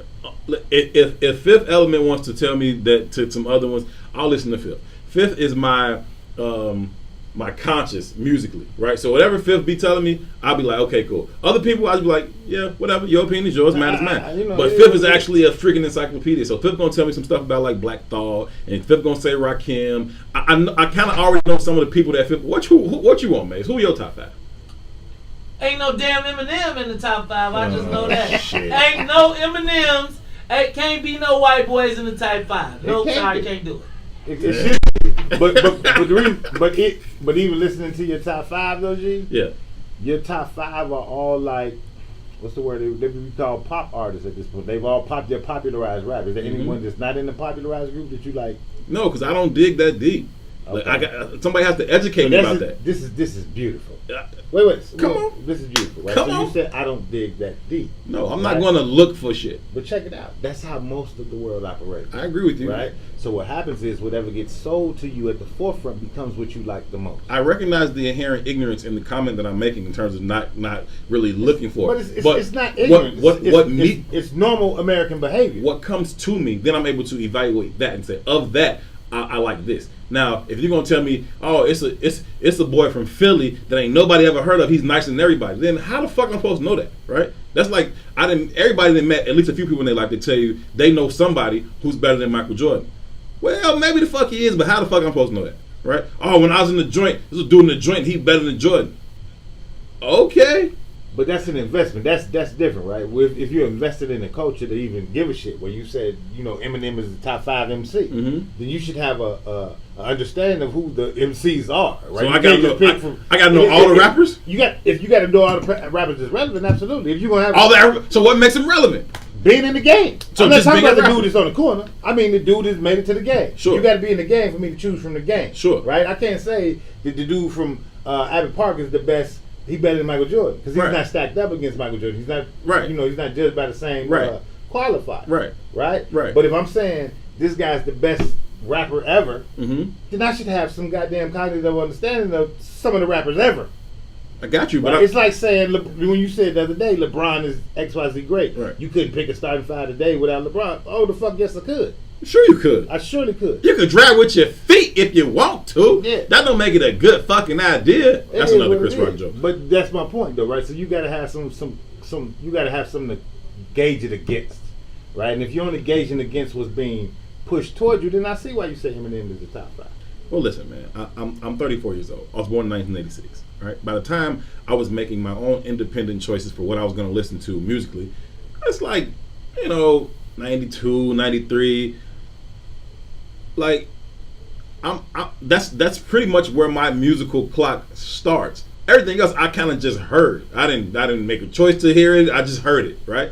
I started making my own choices to what I was listening to early 90s. So this idea of me being a huge Rakim fan or a huge Big Daddy Kane fan, it's just not reality. And that's not to say if I go back and listen to their music, I won't like it. But it's just not my reality But that it they ain't are even- in my top five. How could they be? Right? That would be like Dr. J ain't in my top five. Bill Russell ain't in my top five. Right?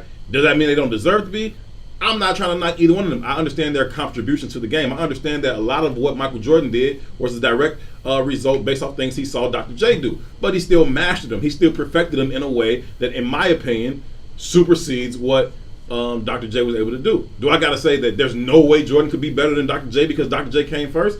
No, that's not true, right? If you put Shaq in playing in the 50s and the 60s, he'd fuck Wilt Chamberlain up. Period. And Bill Russell too. I just got a question. Give me Tim Duncan over Bill Russell. I just got a question, right? Can somebody with limited knowledge of a subject become an expert on the subject? No, that's It shouldn't be able to happen, right? an oxymoron. How are you gonna be limited and an expert? Because it happens all the time, No, people just run their mouth all the time.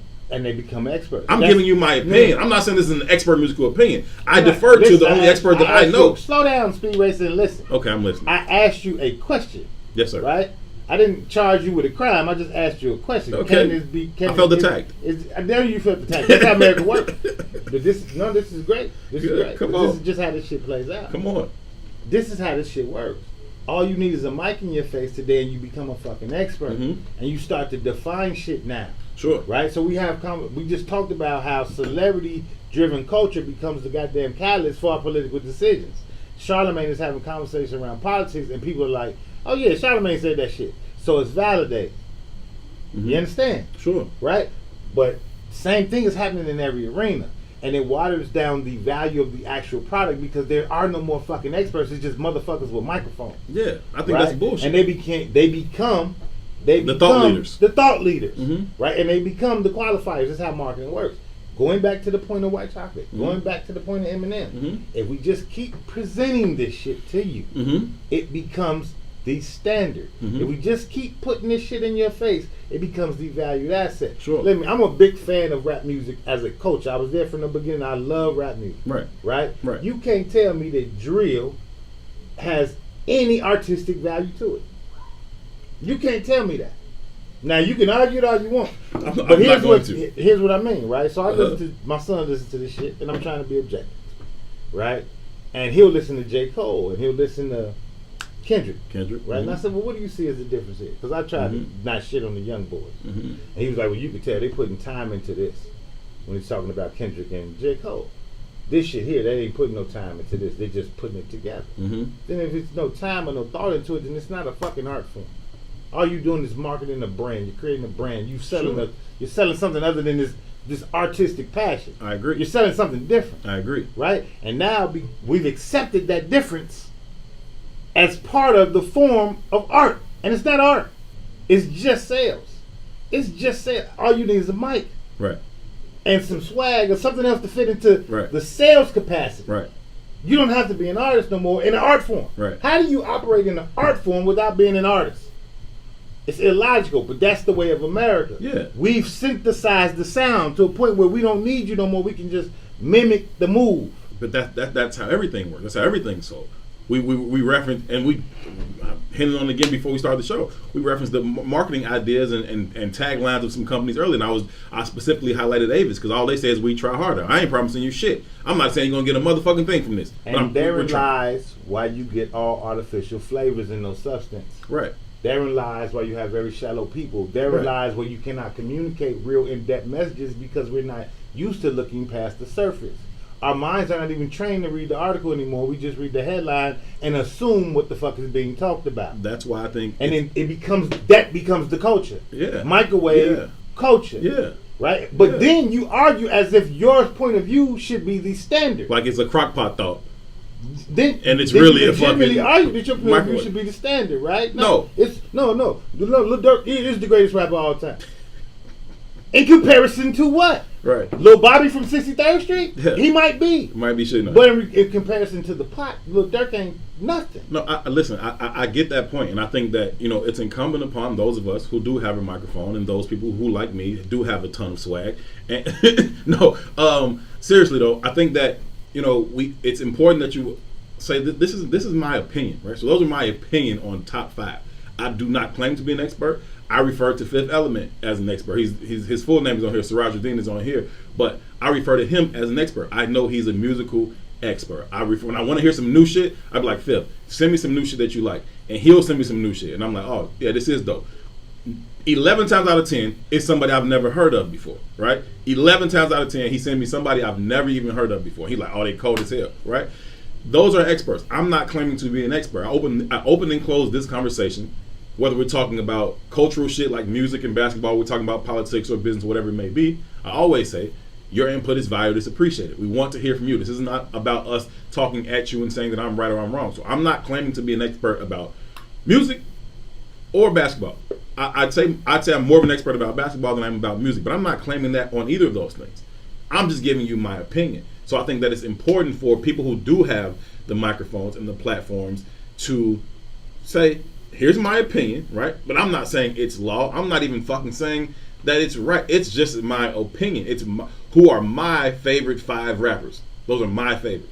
I respect it. I'm not tripping. What I'm saying, and again, it's not about rap for me. I know. I get it. I don't care. Yeah. Right? What I'm saying, this is about the approach that we approach the world. It's the way that we approach our decision making. Mm-hmm. It's capacity. It's the way we vote. It's the way we think. It's the way we move through society. Mm-hmm. Right? We oftentimes thinking we're making these internal personal decisions when in reality we're being led to make certain decisions. True. In reality we're being led to accept certain ideas. True. In reality we're being led to have certain belief systems, right? And if we legitimately live by and believe in the nearly full of quote that until you fully understand white supremacy, everything you think you understand will only confuse you, and you got to also assume that most of the time that you're being led astray from what's really valuable to you. Mm-hmm. You know what I mean? And I think that's the process that we have to find a way to get over, because that is where we struggle, and it's based in our lack of identity, and that lack of identity is also kind of curtailed in our desire to be close to whiteness, and we don't, being close to whiteness really looks like being close to capital, because that's what we really put as the value asset. Yeah. But because 99% of the capital in America is controlled by white people, then it really breaks down to being close to whiteness. Yeah. It just is what it is. There's no real way around it. Yeah. Right. So it's a deprogramming and a reconditioning that has to happen to all of us. First, you got to let go, and then you got to really invest in you to find out what it is that you really do value, devoid of what the white system says you should value. Right. It's just that simple. Let go and let God. Find your inner self. Love your inner self. Love your neighbors. Love your brothers and sisters. That is the true way forward. I want to thank each and every one of you guys for tuning into the show today. We greatly, greatly appreciate you. We are now 2 weeks in on What's in It for the Black People Media. Thank y'all so much for coming over with us. All of the I Said What I Said OGs from day one. We appreciate y'all coming over, and all of the new people who have just gotten introduced to us here over the past couple of weeks. We truly appreciate you all accepting us with open arms. Again, Monday morning, 8:30 a.m. live on the Maze Jackson Morning Show. There's going to be a huge announcement for some of the things that are in the works here at What's In It for the Black People Media. Monday morning at 8:30. Make sure you are tuned in to the Maze Jackson Show to hear that announcement. Again, thanks to everybody for tuning in. Huge shout out to Mace for popping in with us early at the top of the show. We greatly, greatly appreciate it. We are out of time. You all make it a great, great weekend for Toussaint Warner and for super producer Miss Sonia Escobar. My name is Herb Howard. Until next time, we'll see you guys Monday at 1 p.m. Central Time. Peace.